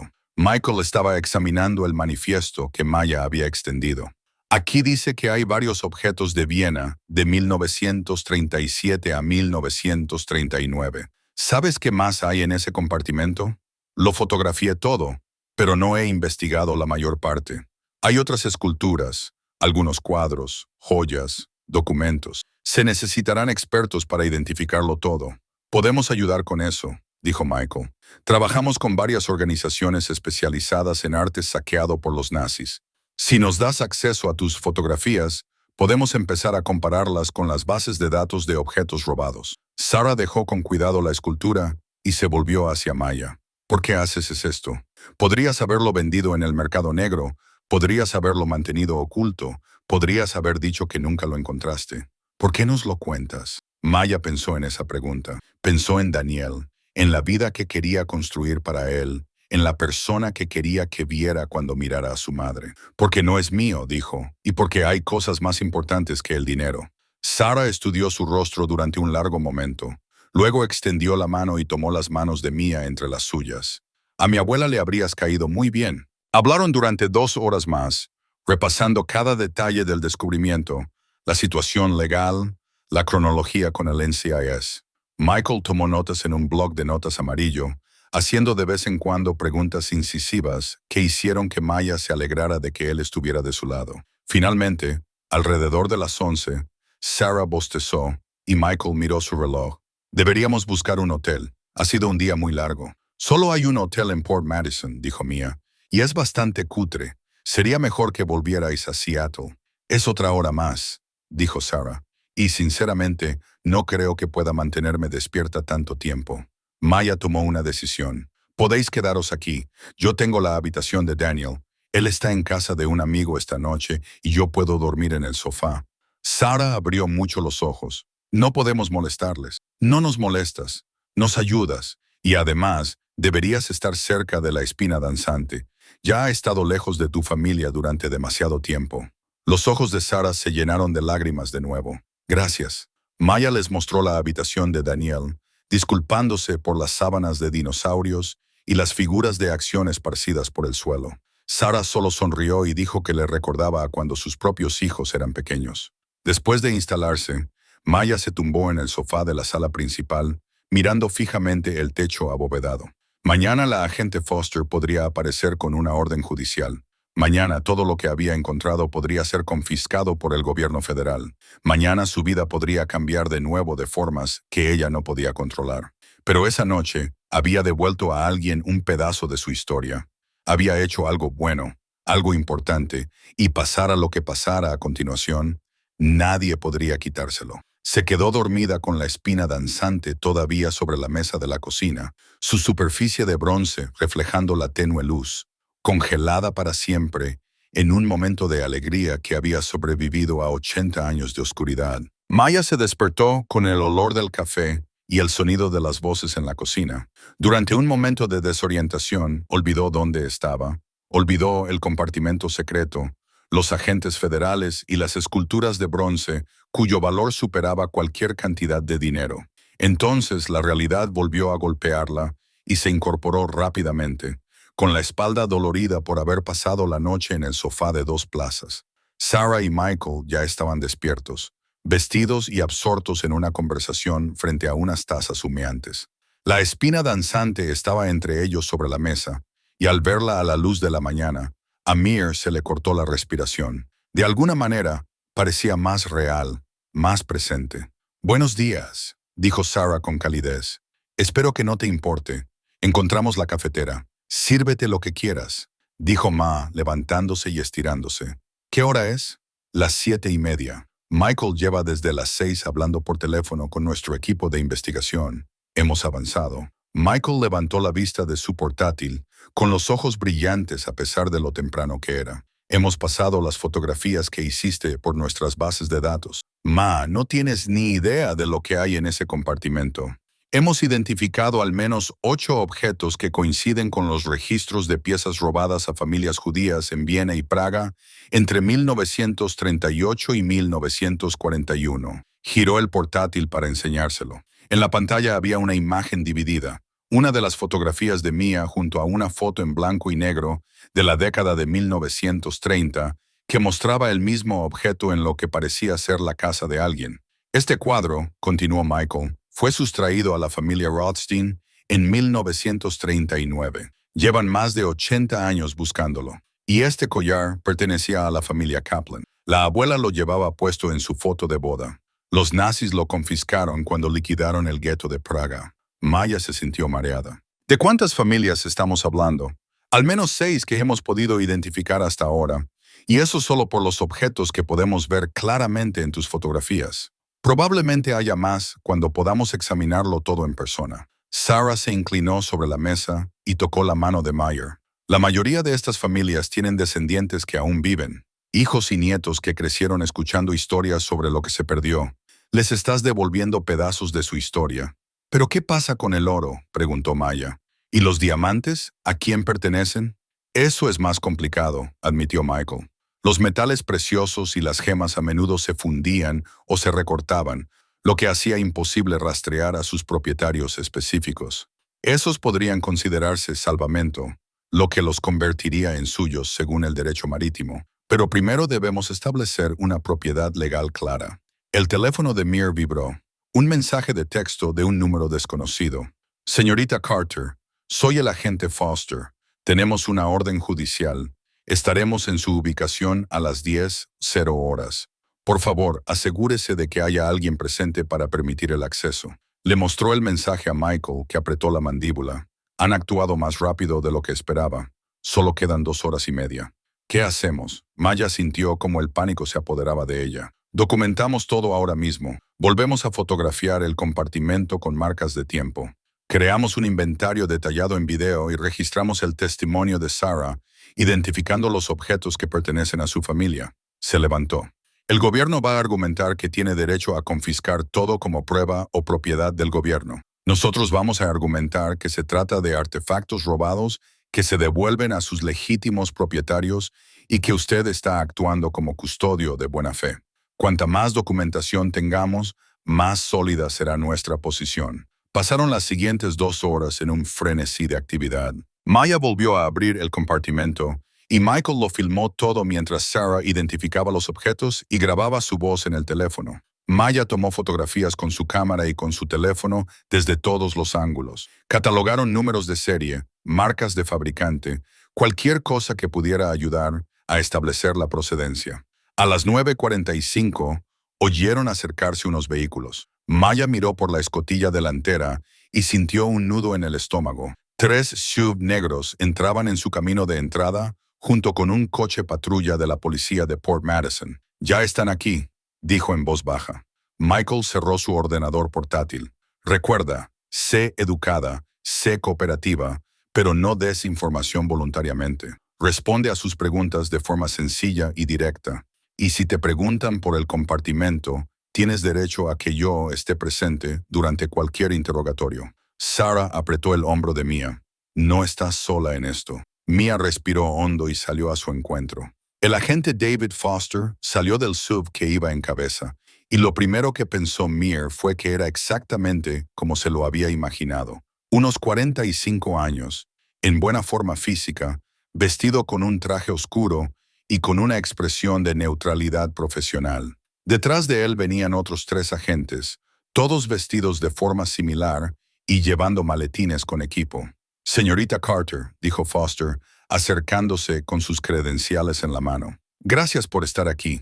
Tenemos una orden para registrar el buque conocido como USS Blackfin en busca de materiales que puedan ser propiedad del gobierno o de naturaleza clasificada. Le entregó un documento. Mia lo tomó con manos temblorosas y se lo pasó a Michael, que la había seguido fuera. Soy Michael Rosenberg, el abogado de la señorita Carter, dijo Michael. ¿Puedo revisarlo?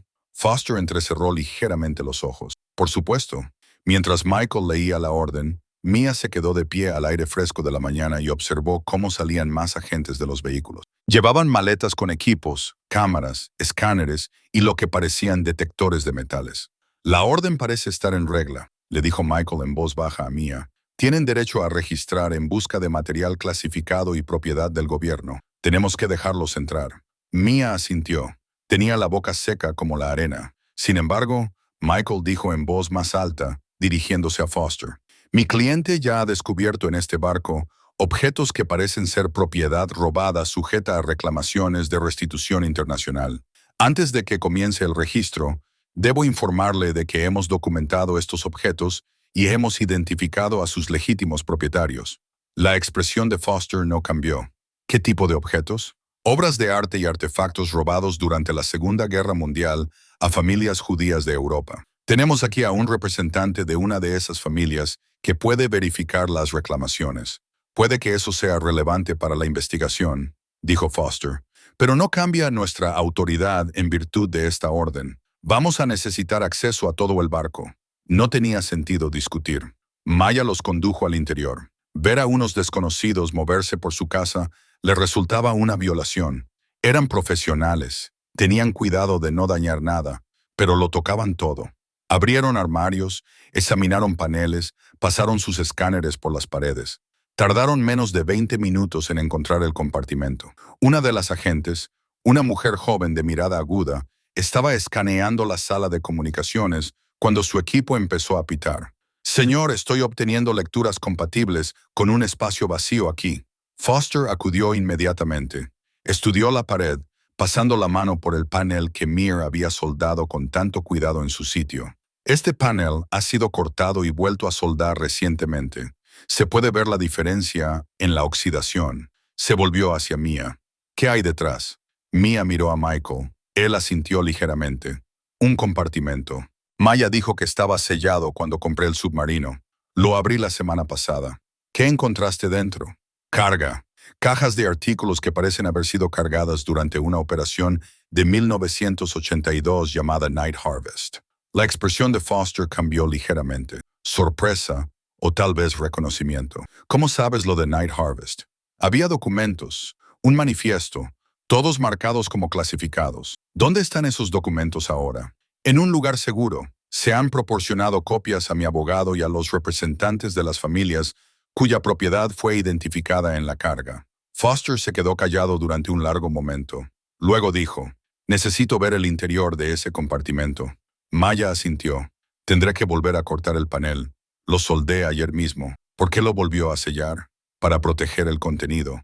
Algunos de los objetos son frágiles y tienen importancia histórica. No quería que se expusieran a la humedad o a cambios de temperatura.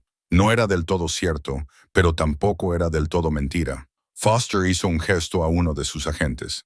Traed el equipo de corte. 20 minutos más tarde, el panel fue retirado de nuevo y los agentes federales fotografiaron el interior del compartimento que había permanecido oculto durante más de 40 años. Foster se quedó de pie en la entrada, con el rostro impasible, mientras observaba las cajas, la carga, las pruebas de que la operación Cosecha Nocturna había sido real. Vamos a tener que confiscar todo esto, dijo finalmente. ¿Por qué motivo?, preguntó Michael, dando un paso al frente. Esa orden le autoriza a buscar propiedad del gobierno, pero esta carga fue abandonada por el gobierno cuando vendieron este buque. Según la ley de salvamento marítimo, La propiedad abandonada que se encuentre en un buque comprado legalmente pertenece al comprador. Esto no fue abandonado. Era material clasificado. Si era clasificado, ¿por qué no se retiró antes de que el buque fuera dado de baja? ¿Por qué no se incluyó en el inventario de los documentos de venta? El gobierno tuvo múltiples oportunidades durante 40 años para recuperar esta carga. El hecho de que no lo haya hecho constituye un abandono. Fosters apretó la mandíbula. No voy a discutir la ley con usted aquí. Estos materiales están siendo incautados en espera de una investigación. Después, puede presentar todas las impugnaciones legales que desee. Entonces necesito un recibo por cada artículo, dijo Michael con firmeza.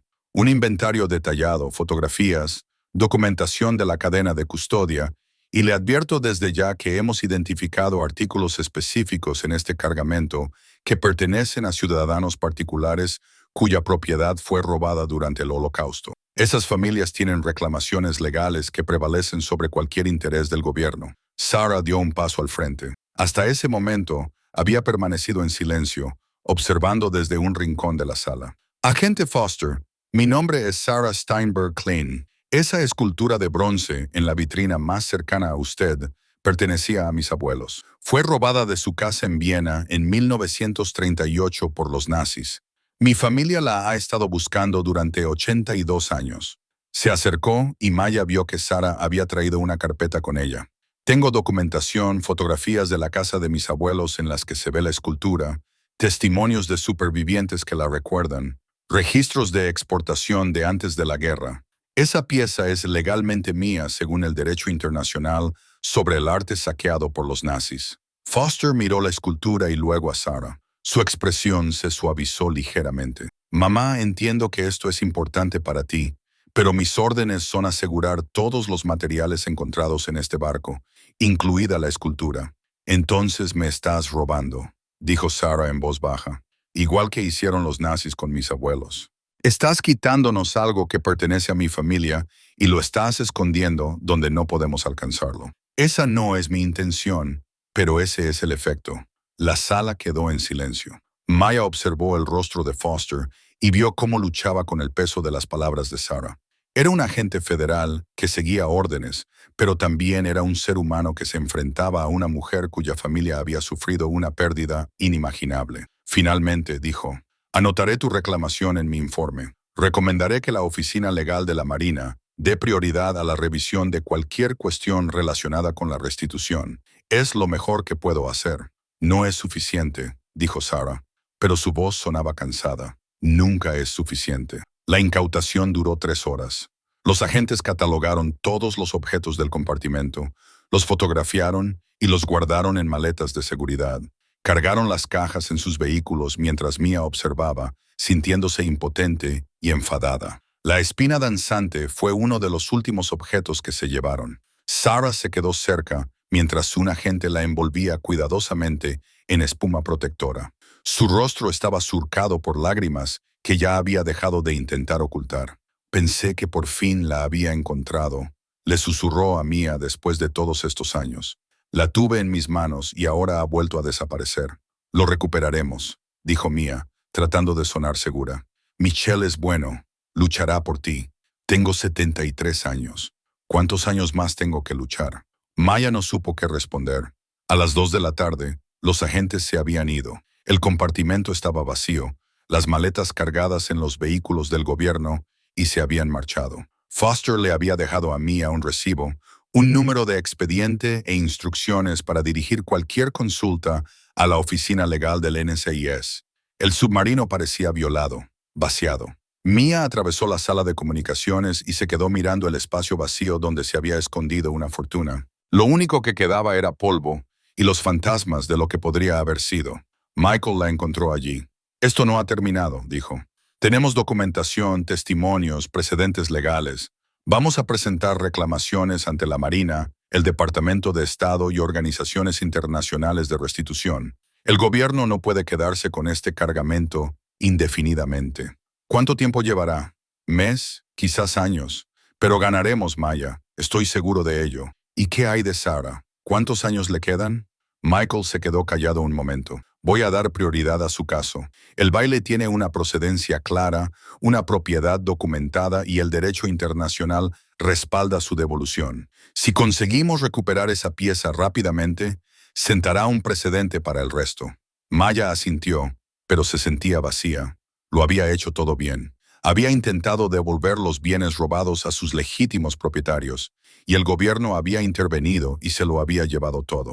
Después de que Michael y Sarah se marcharan, prometiendo mantenerse en contacto e iniciar el proceso legal de inmediato, Maya se quedó sola. Recogió a Daniel de la casa de Earl, lo abrazó con fuerza y lo llevó a casa. ¿Por qué estás triste, mamá?, le preguntó Daniel mientras cenaban. Solo estoy cansada, cariño. Ha sido un día largo. ¿El submarino está bien? Maya miró a su alrededor, a las paredes curvas, al espacio que habían convertido en su hogar. Sí, los submarinos estaban bien, pero no estaba segura de creerlo. Esa noche, después de que Daniel se durmiera, Maya se sentó en el compartimento vacío y lloró. Lloró por Sarah, que había tenido en sus manos la escultura de su abuela durante un breve instante antes de volver a perderla. Lloró por todas las familias cuyos tesoros habían sido robados, escondidos y perdidos. Y lloró por sí misma, por la esperanza que había albergado brevemente de que este descubrimiento pudiera cambiar su vida, pudiera darle a Daniel oportunidades que ella nunca había tenido. Había sido una tontería tener esa esperanza. La esperanza era para las personas que aún no habían aprendido que al mundo no le importaba la justicia. Su teléfono vibró. Era un mensaje de Earl. ¿Estás bien, chica? Maya se secó los ojos y respondió. He estado mejor, pero sobrevivo. Es lo único que podemos hacer. Estoy orgullosa de ti por intentar hacer lo correcto. Esas palabras la ayudaron un poco. Pasaron 3 meses. Maya volvió al trabajo, aceptando trabajos de soldadura donde podía encontrarlos. La historia del submarino y el tesoro escondido se había extendido por Port Madison y más allá. Habían aparecido furgonetas de noticias y los periodistas hacían preguntas. Maya había rechazado todas las entrevistas por consejo de Michael, pero la atención le había reportado algo inesperado: respeto. Las personas que se habían burlado de ella por comprar el submarino ahora la miraban de otra manera. Los padres de la escuela de Daniel, que se habían burlado de ella, ahora la saludaban con una sonrisa. Incluso Rick, el contratista que se había reído de ella en la cafetería, se le acercó en la ferretería para decirle que se había equivocado con ella. Hay que tener valor para hacer lo que tú hiciste, le dijo. La mayoría de la gente se habría callado y habría intentado vender esas cosas en el mercado negro. Hiciste lo correcto. Maya se limitó a asentir, sin atreverse a hablar. La vida de Daniel también había cambiado. Las burlas en la escuela habían cesado. Ahora los niños pensaban que era genial que viviera en un submarino que había salido en las noticias. La fiesta de cumpleaños de Tyler se había convertido en una visita al barco con una docena de niños gateando por las escotillas y fingiendo ser marineros. Pero la batalla legal se prolongaba. Michael presentó mociones, discutió con los abogados de la Marina y envió documentación a organizaciones internacionales. Sarah llamaba una vez a la semana para informar de las novedades. Su voz siempre era esperanzada, pero cada vez más tensa. Siguen diciendo que están revisando las reclamaciones, le dijo a Mia durante una llamada, pero nada cambia. Es como gritar en el vacío. Entonces, en una fría mañana de enero, 4 meses después de la incautación, Mia recibió una carta certificada. La abrió con manos temblorosas, esperando más documentos legales o negativas del gobierno. En cambio, encontró un cheque. La carta era del departamento de la Oficina del Consejo Legal de la Marina. Decía: tras revisar los materiales incautados del buque USS Blackfin, se ha determinado que ciertos artículos constituyen propiedad abandonada con reclamaciones legítimas de salvamento. De conformidad con la Ley de Salvamento Marítimo y en reconocimiento a su cooperación de buena fe con las autoridades federales, se le concede una comisión por hallazgo por un importe de $275,000. Maya leyó la cifra 3 veces antes de asimilarla. $275,000. Se le entumecieron las manos. El cheque cayó sobre la mesa. Llamó a Michael inmediatamente. ¿Lo has visto? ¿Te han enviado la misma carta? Recibí la mía hace 1 hora, dijo Michael, y ella pudo oír la sonrisa en su voz. Maya, esto es enorme. Están reconociendo tus derechos de salvamento. No es el valor total de la carga, pero es sustancial. Y lo que es más importante, sienta un precedente. ¿Qué pasa con las familias? ¿Qué pasa con Sarah? Esa es la otra noticia. La Marina va a devolver 17 objetos a sus propietarios documentados. La espina danzante es uno de ellos. Sarah lo va a recuperar. Maya sintió cómo las lágrimas le corrían por la cara. ¿Cuándo? El mes que viene habrá una ceremonia en Nueva York. La Marina lo hará oficial y devolverá las obras de arte robadas a las familias que las perdieron. Sarah quiere que estés allí. Dice que tú eres la razón por la que todo esto está sucediendo. La ceremonia se celebró en el Museo del Patrimonio Judío de Manhattan, un edificio con vistas al mar que parecía llevar el peso de la historia en sus piedras. Maya nunca había estado en Nueva York. Había volado con Daniel, y ambos se sentían abrumados por las multitudes, el ruido y el enorme tamaño de todo. Sarah los recibió en el vestíbulo, con el rostro radiante de alegría. «¿Habéis venido? Esperaba que lo hicierais». Abrazó a Maya con fuerza y luego se arrodilló para ponerse a la altura de Daniel. «Y tú debes de ser el joven que vive en un submarino. Tu madre es muy valiente». «Lo sé», dijo Daniel con seriedad. «Es la persona más valiente del mundo». A la ceremonia asistieron los descendientes de 6 familias a las que se les devolvía su propiedad. Hubo discursos de funcionarios del gobierno y representantes de organizaciones de restitución. Pero el momento importante llegó cuando se llamó a cada familia para que recibiera sus objetos. Cuando anunciaron el nombre de Sarah, Mia la vio caminar lentamente hacia el estrado. Un funcionario desenvolvió con cuidado la espina danzante y la colocó en las manos de Sarah. Sarah la sostuvo como si estuviera sosteniendo a su abuela, como si estuviera sosteniendo 80 años de dolor, búsqueda y negativa a rendirse. Se la apretó contra el pecho y lloró abiertamente mientras la sala estallaba en aplausos. Más tarde, en la recepción, Sarah encontró a Maya. «Quiero darte algo», le dijo. Le entregó a Mia una pequeña caja envuelta. Dentro había una fotografía en un marco de plata. Mostraba a la abuela de Sarah de joven, de pie en una elegante casa de Viena antes de la guerra. Y allí, en el escritorio detrás de ella, claramente visible, estaba la espina danzante. «Para que lo recuerdes», dijo Sarah, «para que recuerdes que lo que hiciste importó. Me devolviste la alegría de mi abuela». Maya agarró la fotografía, incapaz de hablar. «Y hay algo más», continuó Sarah.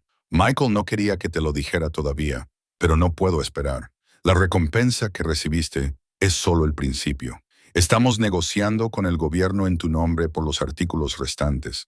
El oro, los diamantes, las piezas que no se pueden rastrear hasta propietarios específicos. Michael cree que podrías acabar con 10 veces lo que ya te han pagado». A Maya le daba vueltas la cabeza. 10 veces 2, 7 millones. «Eso eran 27 millones de dólares», dijo Sarah leyendo su expresión. «Más o menos. Suficiente para cambiar tu vida. Suficiente para darle a Daniel todas las oportunidades. Suficiente para demostrar que hacer lo correcto no significa que tengas que perder». Esa noche, Maya se paró en la terraza del museo con vistas al puerto. Daniel dormía en la habitación del hotel, agotado por la emoción del día. Ella miró el agua y pensó en el viaje que la había traído hasta allí. Hace un año se habían burlado de ella por comprar un submarino oxidado. Estaba sola, luchando, convencida de que la vida siempre sería una lucha por sobrevivir. Ahora estaba en Nueva York, después de haber ayudado a devolver tesoros robados a familias que nunca habían dejado de buscarlos, de haber ganado suficiente dinero para asegurar el futuro de su hijo y de haber demostrado que el coraje y la integridad importaban más que lo que pensaran los demás. Su teléfono vibró. Un mensaje de Earl. «Vi la ceremonia en las noticias. Lo has hecho muy bien, chica. Muy bien». Maya sonrió y miró las luces de la ciudad reflejadas en el agua. En algún lugar, otras personas estaban librando sus propias batallas, enfrentándose a sus propias dudas, preguntándose si tendrían la fuerza para seguir adelante. Esperaba que su historia les llegara. Esperaba que recordaran que, a veces, las decisiones más locas conducen a los destinos más hermosos. El submarino había sido más que un hogar. Había sido una prueba, un regalo, un recordatorio de que la fortuna no solo favorece a los audaces. Recompensa a aquellos lo suficientemente valientes como para hacer lo correcto, incluso cuando todo el mundo apuesta en su contra. Y Maya Carter, la madre soltera que compró un submarino por $17,000 y encontró un compartimento sellado por valor de $275 millones, Había superado esa prueba con nota. 6 meses después, Maya se presentó ante el ayuntamiento de Port Madison con una propuesta. Había utilizado parte del dinero de la indemnización para comprar los terrenos que rodeaban su submarino y crear la Fundación Carter para el patrimonio marítimo y la educación sobre el Holocausto.